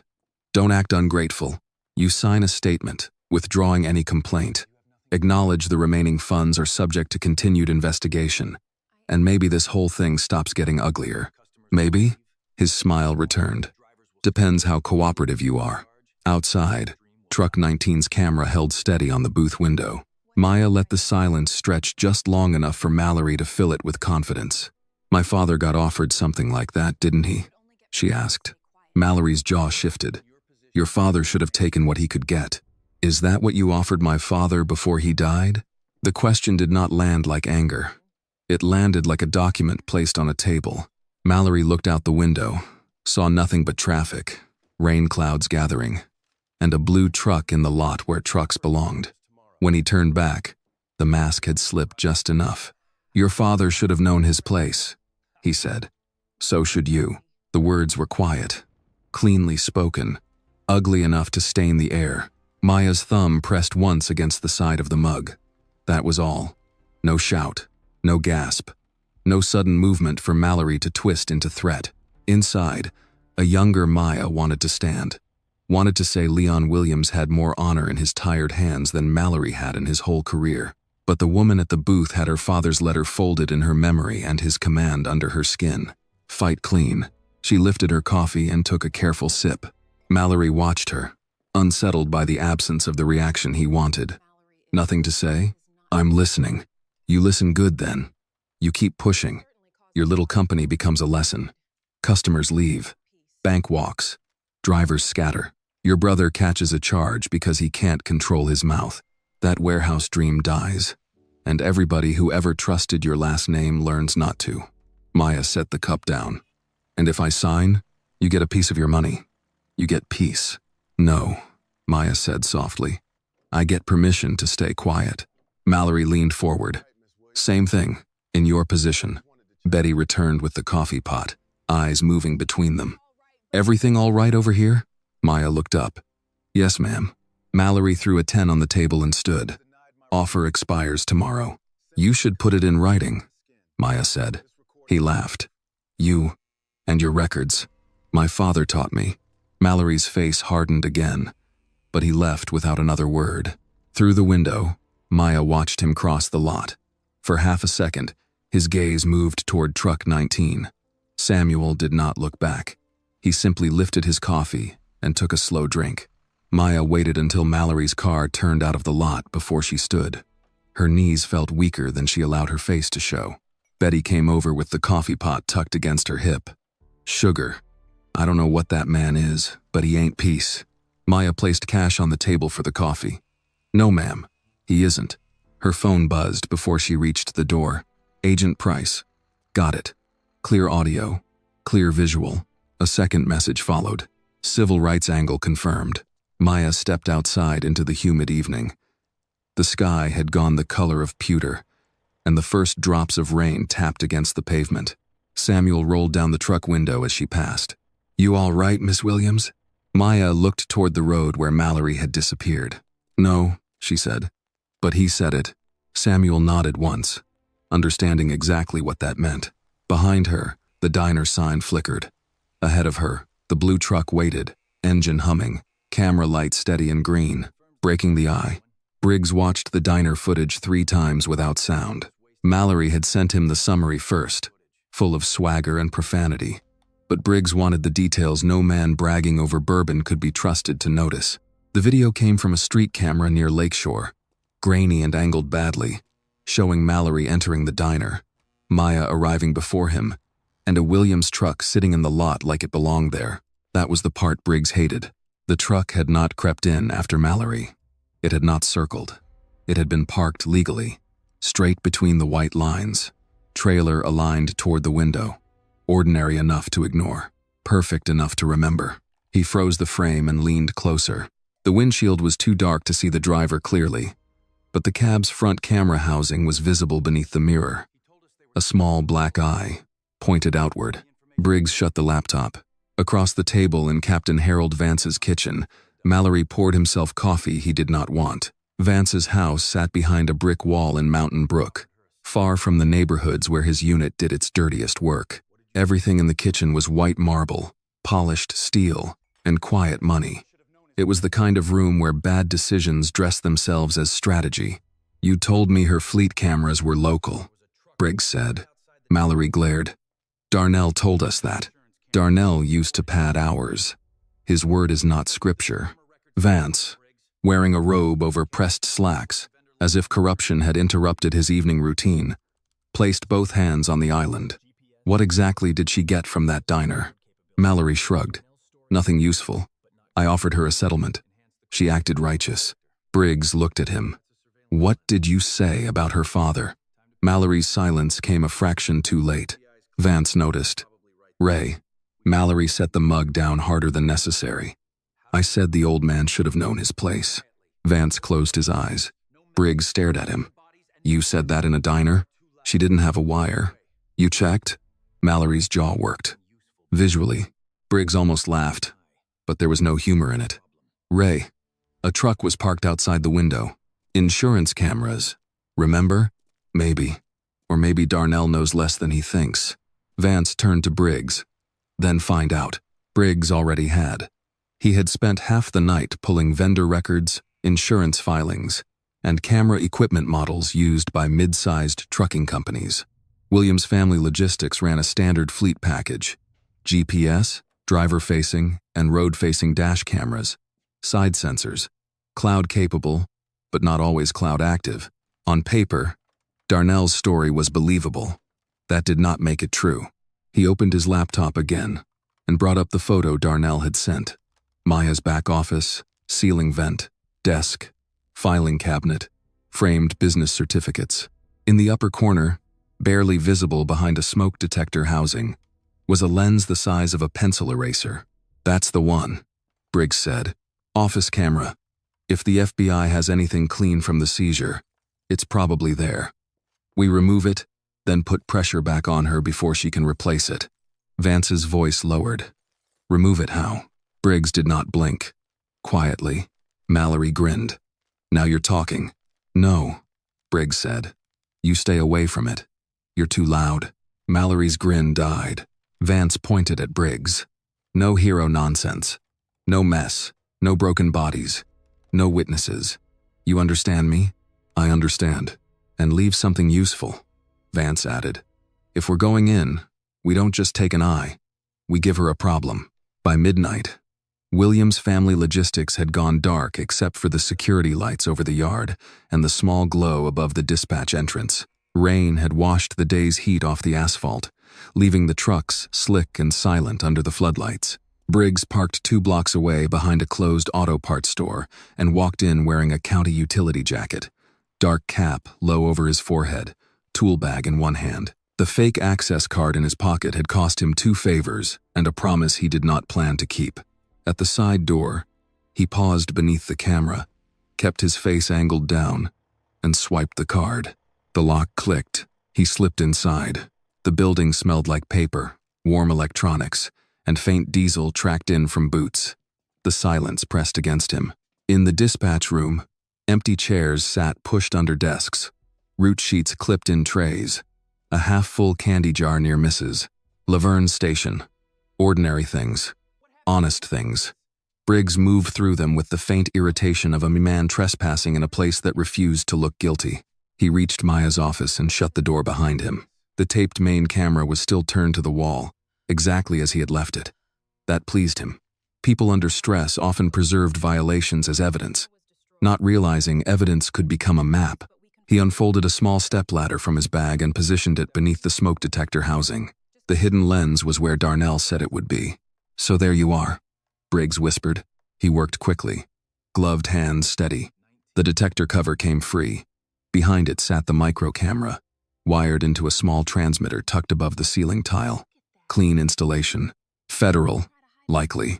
He felt a brief coldness move through his chest, then buried it under procedure. He removed the memory bridge first, then the transmitter, then the lens. For a moment, holding the tiny camera between 2 fingers, he felt the relief of a man who had plucked a thorn from his own skin. Then he placed it on Maya's desk, took the metal leg of the folded stepladder, and brought it down once. Plastic cracked. Again. The lens shattered. He crushed the transmitter beneath his heel, then swept the pieces into a small evidence pouch he would later drop where no one would care to look. But Vance had wanted more than a blind room. From the tool bag, Briggs removed a folder thick with printed invoices, altered route confirmations, and customer lists built from scraps of real contracts. Enough truth to make the lie breathe. He slid the documents into the back of Maya's filing cabinet behind fuel tax records, then placed a flash drive beneath a drawer organizer. If found by the right officer with the right statement, the materials could suggest off-book loads, false billing, and shell clients. Not enough to convict cleanly, enough to scare a bank, a seller, and half a dozen customers. He took one last look around. Maya's father stared from the wall. Beneath his photograph, the small card remained taped in place. "Fight clean." Briggs stood there longer than he meant to. "Clean doesn't win," he muttered. He left the office, crossed dispatch, and exited through the side door into the wet yard. He did not look at the trucks. That was his mistake. Truck 12 sat angled near the maintenance bay, dark windshield facing the side entrance. Truck 19 rested near the gate. Truck 22 stood beside the fuel island, its side camera catching the length of the walkway. Their engines were off, but the fleet system was not asleep. Motion triggered, low light active, cloud sync, green. Briggs passed through 3 separate fields of view. His face lifted once beneath the cap as he checked the street. His tool bag swung in his right hand. The folder corner showed for half a second when he adjusted his jacket. The fake access card glinted under the security light before he put it away. 2 blocks away, he climbed into his car and drove off believing he had cut out the only eye that mattered. At 5:12 the next morning, Maya Williams arrived before sunrise. Samuel's truck was already at the gate, headlights low. Mrs. Laverne came 5 minutes later, carrying coffee in a cardboard tray and biscuits wrapped in foil. Caleb arrived last, hair still damp from a shower, jaw tight with worry he had not slept off. Maya unlocked the office door and stopped. The air was wrong. Nothing dramatic had changed. No overturned chair, no broken window, no wild destruction. That, somehow, made it worse. The room looked almost normal except for the faint white dust on the desk and the empty space behind the smoke detector cover. Caleb stepped around her. "What happened?" Maya raised a hand. "Don't touch anything." Mrs. Laverne froze at the doorway. Samuel looked up at the ceiling corner, then back toward the yard. "Office camera?" he asked. "Gone," Maya said. Caleb's face flushed. They came back. Maya took out her phone and called Agent Price. He answered on the first ring. "Tell me." "Office was entered overnight. Hidden camera destroyed. Possible planted materials. We have not touched anything." "Good. Step out and lock the room." Maya's eyes moved to the fleet tablet on the dispatch counter. "Not yet." "Maya, give me 30 seconds." She opened the fleet dashboard. Truck 12. Motion event. 12:41 a.m. Truck 19. Motion event. 12:43 a.m. Truck 22. Motion event. 12:44 a.m. 3 uploads waited in the cloud. Maya played the first one. Briggs appeared on the screen, walking toward the side door with his cap low and tool bag in hand. Caleb leaned over her shoulder, breathing hard. Mrs. Laverne whispered, "That cold devil." The second angle caught him leaving. The third caught his face when he checked the street. Clear. Time-stamped. GPS tagged. Stored. Price was silent on the phone long enough for Maya to know he was smiling without wanting to admit it. Finally, he said, "Do not touch the office. I'm sending a team." Caleb let out a disbelieving laugh. He broke the camera. Maya watched Briggs on the screen again, walking past the trucks without seeing them. "Yes," she said. "He did." Samuel took a slow sip of coffee. Man was so busy looking for an eye in the ceiling, he forgot he was standing in a yard full of witnesses. Maya closed the video and looked toward her office, where the shattered remains of one camera lay somewhere in the room, and the truth waited safely above them in the cloud. For the first time since Mallory opened his mouth in her office, she allowed herself a small, hard smile. "Let them come inspect," she said. "I want Mallory to see what Briggs missed. My office has wheels." Mallory arrived at Williams Family Logistics at 8:26 a.m., with Owen Briggs beside him and 2 city compliance officers trailing behind like men who had been told where to stand but not why. He looked pleased with himself. That was the first thing Maya noticed through the glass. Not confident exactly. Confidence had weight. This was something thinner, meaner, the satisfaction of a man who believed he had found the crack in someone else's wall. Briggs looked different. His face was clean-shaven, his jacket pressed, his eyes colder than usual. If he was worried about what he had done in the dark, he did not show it. He entered the dispatch room with a leather folder tucked under one arm and nodded toward the ceiling as if checking whether the building still belonged to him. Maya waited in the back office with Evelyn Carter on her left and Agent Daniel Price on her right. Price was not wearing a windbreaker or anything dramatic, just a gray suit, plain tie, and a federal stillness that made the room feel measured. Caleb stood near the file cabinet, arms folded, while Mrs. Laverne sat at the desk with a notepad, her reading glasses low on her nose. Samuel remained in the dispatch room, close enough to hear, far enough not to crowd. Mallory stopped at the office door. His eyes moved from Maya to Price, then back again. "Didn't know you were having company," Maya answered before Price could. "You came without an appointment." Mallory smiled. "Official business doesn't need one." Evelyn adjusted the strap of her purse. "It does when it walks into my client's office." One of the compliance officers cleared his throat. We're here to conduct an administrative review of business records relevant to an ongoing investigation. Evelyn looked at him over her glasses. And your name is? Martin Ellis. Spell it. He did. Mrs. Laverne wrote it down with unnecessary force. Mallory's smile twitched. You people and your records. Maya watched Briggs when he heard that. One small blink. Nothing more. But she saw it. He remembered the diner. He remembered Leon's photograph. He remembered walking out of this office with pieces of a camera in his bag. Briggs placed his folder on the desk. Miss Williams, we have reason to believe your company maintains false billing documents, irregular route confirmations, and client records inconsistent with legitimate freight activity. Caleb let out a sharp breath. Maya did not look at him. Reason to believe, Evelyn said. That phrase does a lot of heavy lifting for men who arrive empty-handed. Briggs opened the folder and removed several printed sheets. These documents were located through a confidential source, familiar with your internal systems.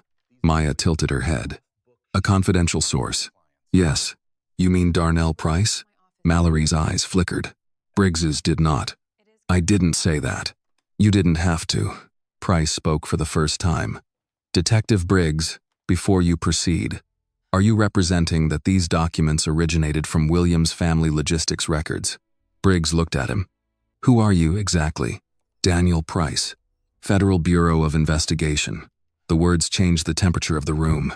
One of the city compliance officers looked at Mallory as if he had not been told enough before agreeing to come. Mallory's jaw tightened, but his voice stayed loud. FBI doesn't stop a city review. No, Price said. But it does make false statements during one more interesting. Briggs slid a page forward. These invoices show off-book shipments routed through shell clients. Maya glanced at the paper. She did not touch it. That document was not in my office yesterday, she said. Mallory laughed. Convenient. It is, Maya replied. For us. Silence. Maya opened the laptop on her desk and turned it so the screen faced them. The movement was simple, almost casual, but Caleb straightened. Evelyn's face did not change. Mrs. Laverne stopped writing. On the screen was a paused video. Briggs at the side entrance, cap low, tool bag in hand, caught in the gray-green clarity of low-light camera footage. Briggs did not move. Mallory stared at the screen, then at Maya. What is this supposed to be? Maya pressed play. The office filled with quiet video noise. Briggs approached the side door at 12:41 a.m. The timestamp sat in the corner. The GPS marker identified Williams Family Logistics. The camera label read Truck 12, exterior left. He swiped a card. The lock opened. He slipped inside. The first compliance officer looked down at the documents in Briggs's hand, as if they had become contaminated. Maya stopped the video and clicked another file. Truck 19 showed Briggs leaving 40 minutes later. The tool bag was heavier in his right hand. A folder corner showed beneath his jacket. When he turned toward the street, the camera caught his face clearly under the security light. Mrs. Laverne whispered, It was not loud, but it carried. Briggs's skin had gone flat and colorless. That footage could have been altered. Price stepped forward. It came from 3 separate vehicle systems, uploaded automatically to cloud storage at the time of motion detection. Device IDs, GPS, checksum records, original metadata, and server logs are preserved. We already have forensic copies. Mallory pointed at the laptop. This is a stunt. Maya clicked the third file. Truck 22 showed Briggs crossing the yard, pausing once beneath the light, and adjusting his jacket. The flash drive packet showed for less than a second, but enough. Then came another angle from the dispatch exterior, showing his car 2 blocks away after he exited the property. Evelyn leaned back slightly. That is a very detailed stunt. Briggs turned on Mallory. It was quick, almost invisible, but it happened. The first crack between them. Mallory saw it too. Don't look at me.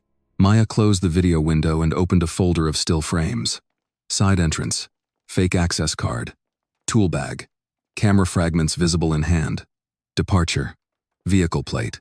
You broke the camera in my office, she said. Briggs's mouth tightened. Maya looked directly at him and finished quietly. You forgot my office has wheels. No one spoke. The sentence hung in the room, calm enough to cut clean through every lie they had brought in.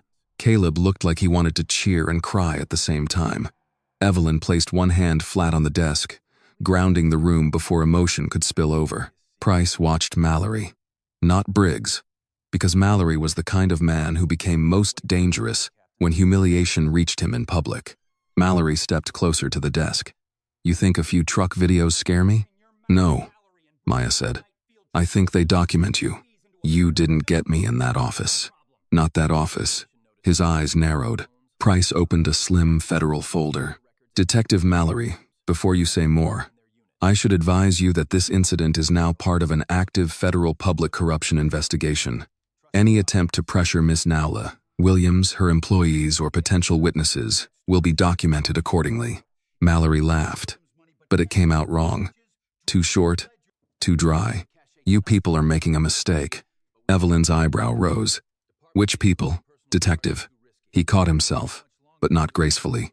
"Lawyers, feds, her." He jabbed one finger toward Maya. "All of you." Maya did not flinch. The second compliance officer closed his notebook. "Detective Mallory, I think our office needs to review scope before proceeding." Mallory rounded on him. "Sit down." The man did not sit. That was when Maya saw it. Not victory, not yet, but a change in gravity. For years, Mallory had entered rooms and watched people make themselves smaller. Now one ordinary city employee had refused a simple command because the room had witnesses. Briggs gathered his papers too quickly. "We're done here."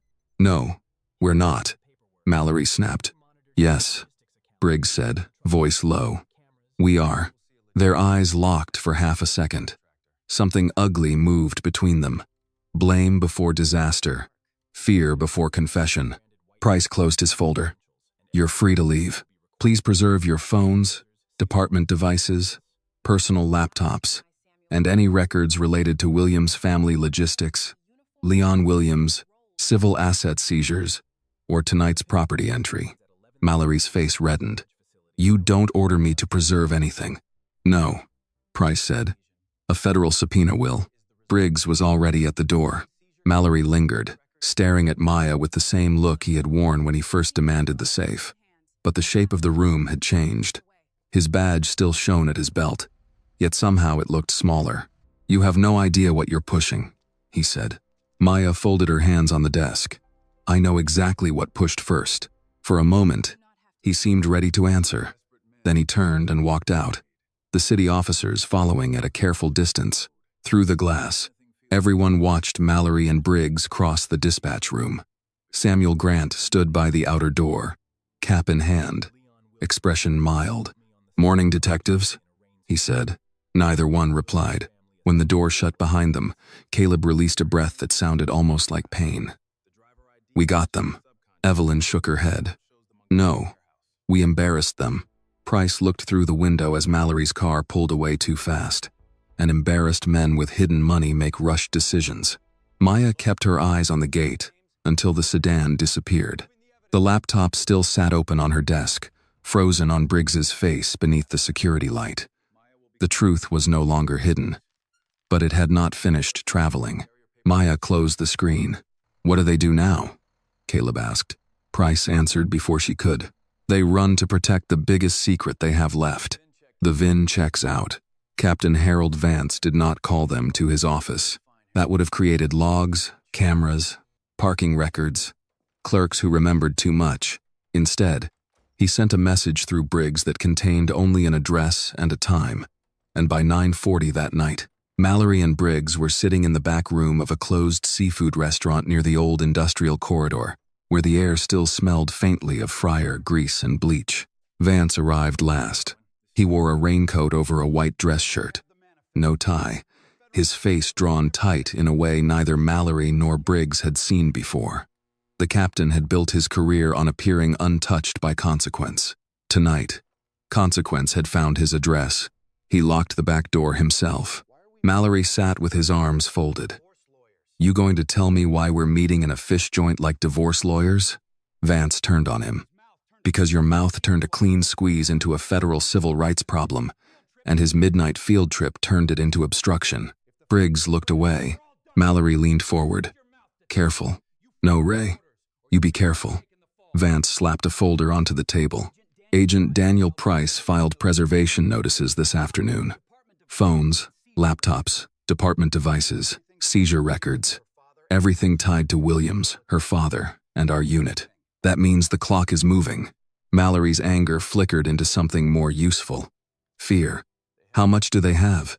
Enough to make people nervous. People? Vance stared at him. People who do not want their names in your report. Briggs opened the folder. Inside were photocopies of old seizure logs, names circled in red, dates underlined. Some of the files were years old. Some were fresh enough to still smell like toner. They're looking backward, Briggs said. They're looking everywhere, Vance replied. And if they get into the storage unit before we clean it out, it's not just the Williams money. It's cash, watches, drives, ledgers, settlement notes, contribution lists, everything. Mallory stood. Then we move it. Vance's eyes cut to him. Congratulations. You found the obvious answer. I mean, tonight. That is why we're here. Briggs closed the folder. We can't use department vehicles. No. Our cars are too hot. No. Anyone tied directly to us is a risk. Vance leaned over the table. Which is why we hire outside. Mallory frowned. A moving company? A freight carrier, Briggs said, already thinking ahead. Small enough not to ask questions, licensed enough to look routine. Vance pointed at him. Find one. Briggs pulled out his laptop. He preferred fax when the room smelled like panic. Fax gave him boxes to stand inside. He opened a freight brokerage platform used by small carriers and independent contractors, then logged in through an account created under a false name, months earlier, one of several shadows Vance's people kept for inconvenient errands. Mallory paced near the wall. No Williams trucks. Briggs did not look up. Obviously. And no company she's ever touched. Ray, let me work. Vance watched the screen over Briggs's shoulder. Destination? Temporary warehouse outside Montgomery, Briggs said. A shell lease tied to no one here. Vance nodded. Pick up tonight. Delivery before dawn. Briggs entered the details as a private commercial hall. Sealed property, no hazardous materials. No questions on contents. Premium rate. Immediate dispatch. Within minutes, 3 carriers declined. One asked for too much documentation.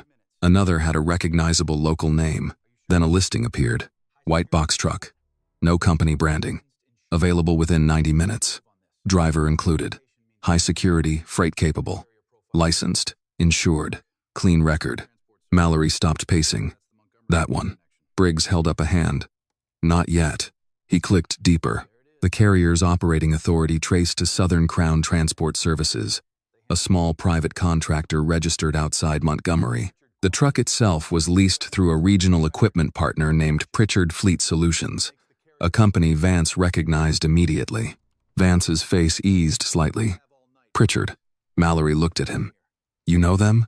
They've moved campaign event equipment, court records, private auction inventory. Quiet people. Their owner drinks with half the county. Briggs was not satisfied. I'm checking the VIN. Mallory groaned.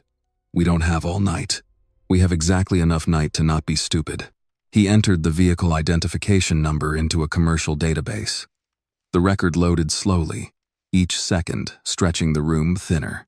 Year, make, registration, lease history, insurance, maintenance records, inspection status, no accident flags, no lien alerts, no Williams family logistics, no Maya Williams, no Leon Williams, no federal notation, no active hold. Briggs ran the plate. Clean. He ran the insurance certificate. Valid. He checked the last maintenance entry. Routine brake service. 3 weeks earlier. Pritchard Fleet Solutions. He checked the broker account. No visible link to Williams. Mallory leaned over the screen. Well? Briggs read the VIN again, character by character, as if suspicion could hide between numbers. Then he sat back. It's clean. VIN checks out. For the first time all night. Vance breathed like a man who had found a door. Book it, he said. Briggs clicked confirm. What none of them saw, because men like Briggs trusted ownership records more than control records. was the quiet chain beneath the paperwork. 3 days earlier, a federally monitored Shell Logistics account had secured a temporary operating option on that same unbranded truck through a secondary subcontracting agreement. On paper, Pritchard still owned it. Southern Crown still appeared as carrier of record. But dispatch authority for tonight's job, camera access, route updates, GPS relay, and electronic seal reporting had already been routed through a controlled logistics portal. The portal belonged to a company with no public connection to Maya Williams. That company, however, had been created under FBI supervision after Leon Williams's file reopened. Maya did not own the truck. She controlled the trip. At Williams Family Logistics, Agent Price explained it with a simplicity that made Caleb suspicious. So Briggs checks the truck and sees exactly what he expects, Caleb said. Price nodded from the conference table. A legitimate vehicle connected to a familiar contractor in their own comfort zone. But it's our trap. It's a federally monitored transport operation. Caleb gave him a flat look. That's a trap with paperwork. Evelyn Carter, seated beside Maya, murmured, "Most good traps have paperwork. That's what makes them hold." Maya stood near the window overlooking the yard. The blue company trucks were parked in clean rows, their chrome dull under the night lights. The white truck was not among them. It could not be. Mallory and Briggs had to believe they had escaped her world. Price continued. "Samuel will drive. He has the proper credentials under the subcontract. He says very little. He follows the electronic dispatch. Every box they load will be recorded by interior cargo cameras, weight sensors, seal logs, and GPS." Caleb shook his head. "And if they recognize him?" "They won't," Maya said. He turned to her.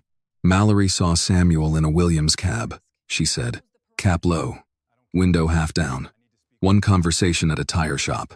Men like Mallory don't really see workers. They see uniforms, logos, roles. Put Samuel in a plain jacket, in a white truck with no Williams name on it, and Mallory will look right through him." Evelyn smiled faintly. A painful truth, but useful.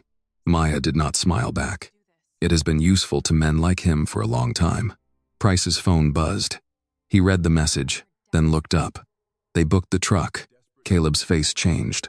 The plan had been theory. Now it had wheels. "When?" Maya asked. "Pickup window opens at 11 to 30 p.m.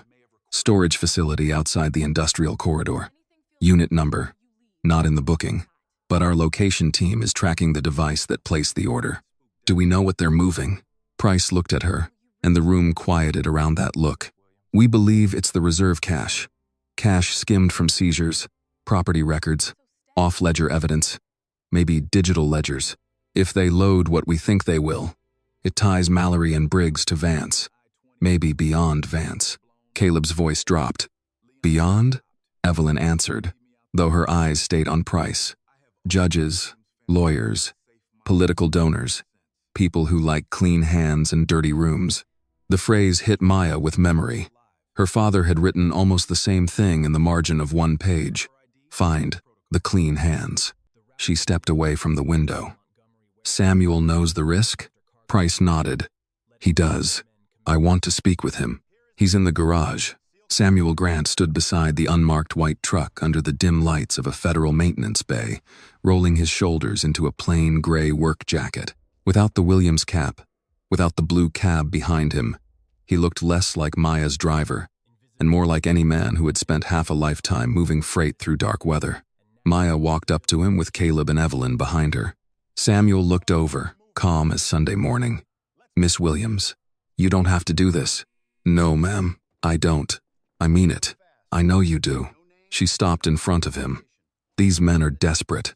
Desperate men. Still need deliveries made." Caleb frowned. "That's supposed to make us feel better?" Samuel looked at him. "No. It's supposed to remind you they chose the road. I'm just driving it." Maya studied his face. "If anything feels wrong, you leave." Samuel shook his head. "If anything feels wrong, I follow the protocol Agent Price gave me. Leaving early might spook them. Spooked men make messes." Evelyn's expression sharpened with approval. "You listen better than most lawyers." Samuel shrugged. "Truckers and lawyers both survive by reading fine print. Maya almost laughed, but worry kept hold of her. "Why are you so steady?" Samuel looked toward the white truck. "Because your daddy once found me on the side of I-20 inches, a rainstorm with a blown tire and a dead phone. He didn't know me, didn't owe me. He stopped anyway. Said nobody on the road ought to be left alone if somebody can help it." He turned back to Maya. "I've owed the Williams family a safe mile ever since." For a moment, the maintenance bay blurred at the edges. Maya nodded because words would have cost too much. Price approached with a tablet. "Electronic dispatch is live. The carrier name visible to them is Southern Crown. Driver ID matches the subcontract. Route will initially display as the Montgomery warehouse. Once cargo is secured and they are committed, the delivery address can be updated." Caleb stared at the white truck. "So they'll load everything themselves?" "Yes," Price said. "And follow it?" "Most likely." Evelyn clicked her tongue. Crooked men do love watching their sins travel. Maya looked at the vehicle. No logo, no blue paint, no family name, nothing for Mallory to fear. That was the beauty of it. That was also the insult. Her father had once been invisible to them until they wanted his money. Now invisibility would carry the truth to their door. Price's phone buzzed again. He read the update. "They're moving. At the seafood restaurant?" Vance shut his laptop and looked at the two detectives. "Once the truck arrives, load fast. No names, no extra conversation. You follow at a distance. If anything changes, you call me first." Mallory grabbed his coat. "And after tonight?" Vance's eyes were hard. "After tonight, Maya Williams becomes a woman with videos and no case." Briggs put the laptop into his bag, but his relief still had edges. The VIN checked out. The carrier checked out. The insurance checked out. Everything he knew how to verify had told him the truck was safe. That was why he trusted it. And miles away, under federal lights, Samuel Grant climbed into the white truck, adjusted the mirrors, and waited for the dispatch screen to tell him where the lie wanted to go. The white truck. At 11:27 p.m., rain began tapping against the roof of the old storage facility like impatient fingers. The place sat beyond the bright edge of Birmingham, where warehouse lights thinned out and the road ran between chain-link fences, loading docks, and dark lots full of rusted trailers. A faded sign near the gate read, "Red Mountain Secure Storage," though nothing about the property looked secure except the height of the fence and the price someone had paid to keep questions away. Mallory arrived first. He parked beneath a broken security lamp and killed the engine. For once, he did not reach for coffee, bourbon, or a joke. He watched the gate through a wet windshield, his fingers drumming against the steering wheel. The confidence he had worn in Maya's office had not disappeared, but it had begun to crack around the edges. Too many trucks, too many cameras, too many people suddenly writing things down. Briggs pulled in 3 minutes later, headlights sweeping across Mallory's hood before shutting off. Captain Vance arrived last in a dark SUV, stepping out with his raincoat collar turned up, anger and fear tucked under it like weapons he did not dare show. "Gate," Vance said. Briggs entered a code on the keypad. The lock buzzed, the gate slid open, and all three vehicles rolled inside. Unit 317 stood at the far end of the property. A double-wide storage bay with a metal door, no windows, and a small keypad mounted beside the frame. Briggs checked the lane behind them twice before keying in the second code. The door groaned upward. Inside, under harsh fluorescent lights, stood the secret they had all been protecting. Plastic storage bins lined the back wall. Cardboard banker boxes sat in stacks labeled with harmless words. Intake, auction, closed, miscellaneous. There were locked cases, soft bags, envelopes bundled with rubber bands, and a rolling file cabinet whose drawers had been taped shut. None of it looked dramatic at first glance. That was the point. Corruption, when it wanted to survive, learned to dress itself as paperwork. Mallory stepped inside and let out a low whistle. "Still pretty," Vance snapped. "Do not admire it. Move it." Briggs opened the first storage bin. Cash sat inside in wrapped bundles, not neat like Maya's bank money, but mixed, tired, handled by many hands. He lifted one stack and checked the label on the rubber band. "Bessemer Barber," he said quietly. Mallory looked at him. "What?" "Nothing." Vance heard it and turned. You getting sentimental now? Briggs dropped the stack back into the bin. I'm getting efficient. They started moving boxes toward the front of the unit. Mallory carried the cash bins. Briggs handled the drives and ledgers. Vance took the rolling cabinet himself, as if touching it would keep control from slipping through his fingers. At 11:39, headlights appeared beyond the fence. The white truck rolled through the gate without hurry, tires hissing over wet pavement. No logo, no blue paint, no company slogan, just a plain white box truck with clean running lights and a small amber marker glowing above the cab. Samuel Grant brought it to a stop exactly where the dispatch instructions told him to, then stepped down wearing a gray work jacket and a dark cap with no emblem. He carried a tablet in one hand and a delivery form in the other. Mallory walked toward him first, squinting through the rain. You, Southern Crown? Samuel glanced at the form. Contracted through Southern Crown. Yes, sir. Mallory studied his face for half a second. If recognition passed anywhere near him, arrogance shoved it aside. In a Williams cab, Samuel had been a driver attached to a woman Mallory wanted to break. Here, in plain clothes beside a blank truck, he became part of the scenery. Briggs came closer, eyes on the vehicle. Driver, name? Samuel Grant. Samuel handed over the electronic credential without offense. Briggs checked it against the dispatch. Name matched. Subcontract matched. Truck matched. VIN matched. Plate matched. Insurance certificate matched. Every clean answer made him breathe a little easier. Mallory looked at Samuel. No questions? Samuel's face remained calm. I get paid to drive. Paperwork tells me where. Vance stepped between them, then opened the back. Samuel tapped his tablet. The rear lock released with a dull click. He lifted the cargo door, revealing an empty, clean box lit by a strip of white LEDs along the ceiling. Briggs looked inside. He saw tie-down tracks, a folded pallet jack, moving blankets, and nothing that suggested danger. What he did not notice were the small camera domes tucked into the upper corners, the weight sensors built beneath the floor panels, the electronic seal reader near the latch, and the tiny green signal light hidden behind a cargo rail. Mallory grabbed the first cash bin. Let's move. For the next 18 minutes, the three men loaded their own case against themselves. Cash bins went in first. Each one passed beneath the interior cameras. The floor recorded the added weight. The tablet logged cargo entry time. Banker boxes followed, some marked with seizure numbers, others marked only with initials. Briggs loaded 2 hard cases containing drives and department phones that had never appeared on official evidence sheets. Vance personally carried the rolling cabinet up the ramp, breathing hard as one wheel stuck in the groove. Samuel stood near the rear corner, holding the tablet, doing nothing more than a driver would do. When Mallory barked for him to help, Samuel looked at the form. Contract says, driver observes loading only. Liability rules. Mallory cursed under his breath but kept moving. Briggs paused once with a banker box in his arms.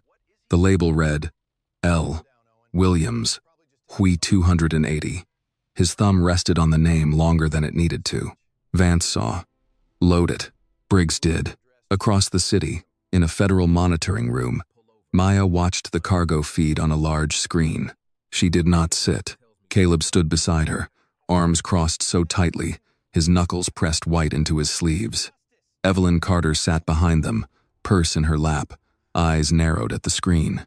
Agent Price stood with 2 other agents, near a table covered in laptops, radios, route maps, and printouts.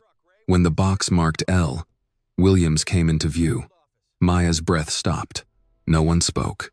The camera angle was high, slightly curved, color sharp enough to make the black marker on the box feel like a hand reaching out of the past. Caleb whispered, "That's Daddy's." Evelyn closed her eyes. Maya gripped the back of the nearest chair but did not sit. She had imagined her father's file in a cabinet, in a courthouse basement, in some forgotten box no one cared to open.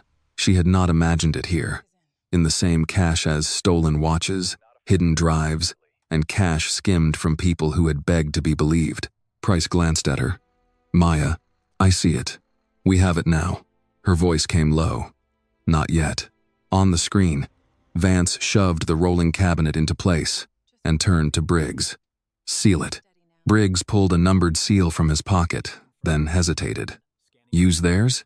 Mallory frowned. What? The truck has electronic seal logging. If we use our own, it won't match dispatch. Samuel, still by the rear corner, offered the sealed packet from his clipboard. Carrier seal is assigned to the load. Briggs took it, checked the number against the tablet, and nodded. Fine. He locked the cargo door and applied the seal himself. In the monitoring room, an analyst said, "Seal confirmed. Weight confirmed. Cargo video uploaded. GPS live." Price looked at Maya. "Now we have it." Maya's hand loosened from the chair. At the storage facility, Mallory stepped close to Samuel again. "You follow the route exactly. No stops, no calls, no detours." Samuel looked at the dispatch screen. "Paperwork tells me where." "You said that already." "Yes, sir." Mallory did not like him. He did not know why, which made him like him even less. Vance checked his watch. "We follow at a distance, not too close." Briggs wiped rain from his face and looked once more at the truck. Plain white, clean VIN, familiar ownership chain. No Williams name anywhere. Safe, he told himself. Samuel climbed into the cab. The door shut with a heavy, ordinary sound. He adjusted the mirrors, fastened his seatbelt, and waited for the navigation system to load. The first destination appeared on his screen, a warehouse outside Montgomery. Then, in smaller text below, a line blinked green. Remote dispatch active. Samuel placed both hands on the wheel.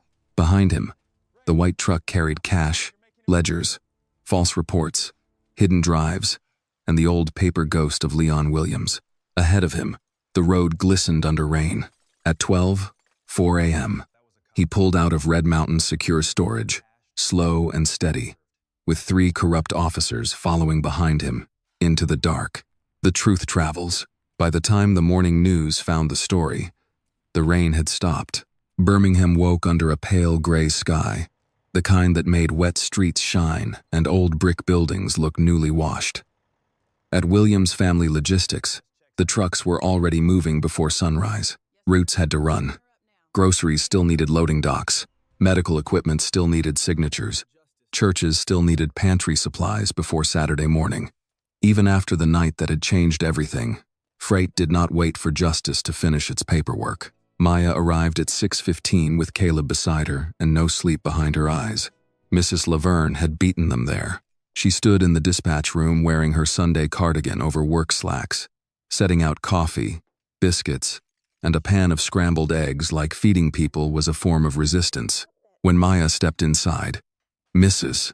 Laverne turned from the counter and studied her face. "You look like you wrestled with angels and paperwork." Maya set her keys down. The paperwork was worse.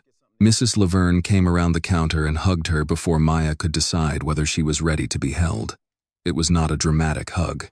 It was firm, brief, southern, and full of everything that did not need saying. Caleb took a cup of coffee and looked toward the yard. They're still showing up. Drivers were coming in early. Some for routes, some just to stand with the company. Mr. Haskins leaned against the dispatch counter with his cap in both hands. Terrence sat quietly near the window. Samuel Grant walked in from the yard, rain spots still dried on his jacket from the night before, though he had clearly changed clothes. Everyone turned when he entered. For a second, Samuel looked as if he might retreat. Then Mrs. Laverne pointed a plastic fork at him. "Don't you dare act shy after driving half the Devil's Closet to the Department of Justice. Get a plate." A laugh moved through the room. Not loud, not easy, but real. Samuel took a plate. The official announcement came at 9. Agent Daniel Price called Maya before it hit television. His voice sounded tired, but no longer guarded. "The Department of Justice is unsealing the public corruption complaint this morning," he said. "Mallory, Briggs, Vance, and several associated parties are in federal custody. Charges include theft under color of law, obstruction, falsification of records, witness intimidation, civil rights violations, and conspiracy tied to unlawful asset seizures." Maya stood in her office, staring at the taped outline still left on the wall where Briggs had turned the camera. Associated parties? More will come. Some names are sealed for now. Judge Hanley? Price paused. He has counsel. That was enough. Caleb, listening from the doorway, whispered, "Good." Maya did not say good. The word felt too small. Price continued, "We recovered files connected to more than 30 prior seizure victims. Leon Williams's case is among the priority reviews. The money taken from you is secured and will be returned through federal process. My warehouse closing. Your attorney will receive documentation today, confirming the seizure was part of a federal public corruption investigation and that your business is not under narcotics investigation. That should help." Evelyn Carter, who had arrived just in time to hear the end, took the phone from Maya without asking. "Agent Price, should help, is what doctors say before bad news." A tired laugh came through the speaker. "Mrs. Carter, the letter will be strong. It better be muscular." "It will be." "Good. Send it to me first." After the call, Evelyn handed the phone back. "Men with law degrees need supervision." Maya looked at her. "You said that when I was 12. And it has aged beautifully." By noon, the first news vans parked outside the gate. Maya did not go out. "Let cameras talk to the fence," Evelyn said. "Let facts arrive before faces." So Maya stayed inside and watched the story unfold on television with her employees gathered around. The anchor spoke carefully at first, using words like alleged, federal complaint, and ongoing investigation. Then came footage of the white truck entering the federal gate. A reporter stood outside the Department of Justice building, explaining that a controlled transport operation had delivered boxes of suspected illicit seizure proceeds, falsified records, and hidden ledgers directly into federal custody. Caleb shook his head slowly. "A truck did what a courtroom couldn't." Evelyn corrected him. "A truck with records," Mrs. Laverne added, "and a driver with sense." Samuel, sitting in the corner with his coffee, looked down into the cup as if the answer might be hiding there. "I just followed dispatch." Maya turned to him. "That's why it worked." The weeks that followed did not feel like victory at first. They felt like interviews, affidavits, lawyers, phone calls, bank reviews, court dates, inventory lists, and long evenings when Maya came home too tired to eat but too awake to sleep. Darnell Price testified under protection, voice shaking but clear, explaining how Mallory had pressured him and how the false information had been fed back under FBI supervision. He admitted what he had done wrong years before. He did not decorate himself as brave. That made people believe him more. When he left the federal building after his testimony, Maya waited near the steps. Darnell stopped when he saw her. "Did I do all right?" "You told the truth." "I should have done that sooner." "Yes." He nodded, accepting the answer because it was not cruel and not soft. "I'm sorry, Miss Williams." Maya looked at him for a long moment. "Stay sorry long enough for it to make you honest." He looked down, then back up. "I can try." "Then try." By the end of the month, the bank unfroze the financing. Howard Bell, the warehouse seller, called Maya himself. His voice was thick with embarrassment. "Maya, I owe you an apology." "Yes," she said. He waited for her to make it easier. She did not. "I listened to the wrong people," he said. "Yes." Another pause, then a sigh. "Your daddy would have made me say that twice." This time, Maya's mouth softened. "He would have made you say it in person." Howard came the next day with a signed extension and a pound cake from his wife. Mrs. Laverne accepted the cake. Evelyn accepted the paperwork. Maya accepted the apology only after Howard looked her in the eye. The closing happened on a Friday morning. No reporters, no speeches, just signatures, notarized pages, bank confirmations, and Maya's hand steady around the pen. Caleb sat beside her, dressed better than usual, pretending he had something in his eye when the final page passed across the table. Evelyn wore her navy blazer. Samuel waited outside with truck 12 because he said some moments deserved a good engine nearby. When the keys were placed in Maya's palm, she closed her fingers around them and thought of Leon.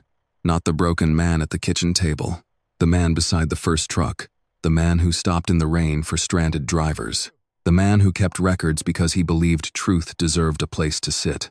6 weeks later, the old warehouse opened under a new sign, Leon Williams Freight, and Justice Center.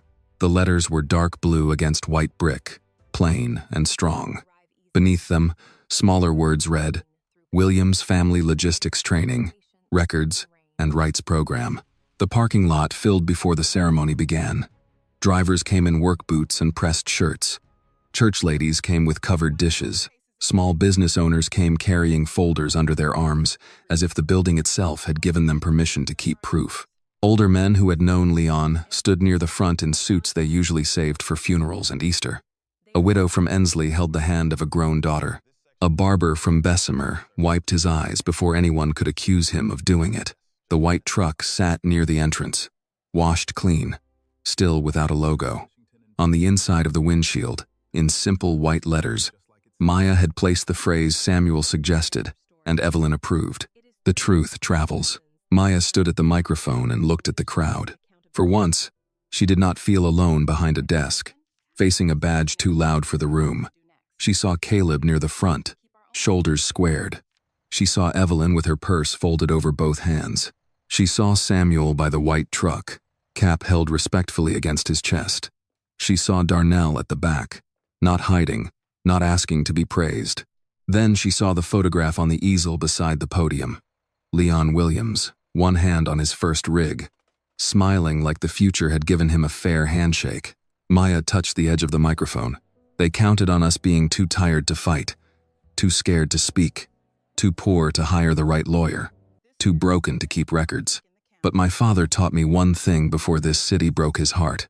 If you keep the truth moving, one day it arrives. No one clapped at first. The words needed a moment to land. Then Mrs. Laverne said, Amen. That opened the room. Applause rose from the parking lot. Not wild, not performative, but deep.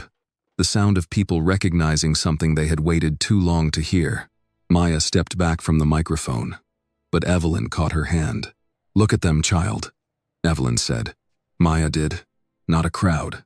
A ledger of lives. People who had lost money, vehicles, time, pride, patience. People who had been told to prove they were innocent in a language designed to exhaust them. People who had come, not because every wound was healed, but because someone had finally made the wound visible. Later, after the food was served and the first-class registration table filled with names, Maya walked alone into her new office. The room still smelled of fresh paint and cardboard boxes. On the wall behind her desk hung Leon's photograph. Beneath it, framed now instead of taped, were two words in his handwriting. Fight clean. Maya stood there for a long time. Outside, engines started one by one. Through the window, she watched the blue 18-wheelers of Williams Family Logistics roll through the gate, past the white truck, past the new sign, and out toward Birmingham streets. They carried freight. They carried records. They carried a name men had tried to make small.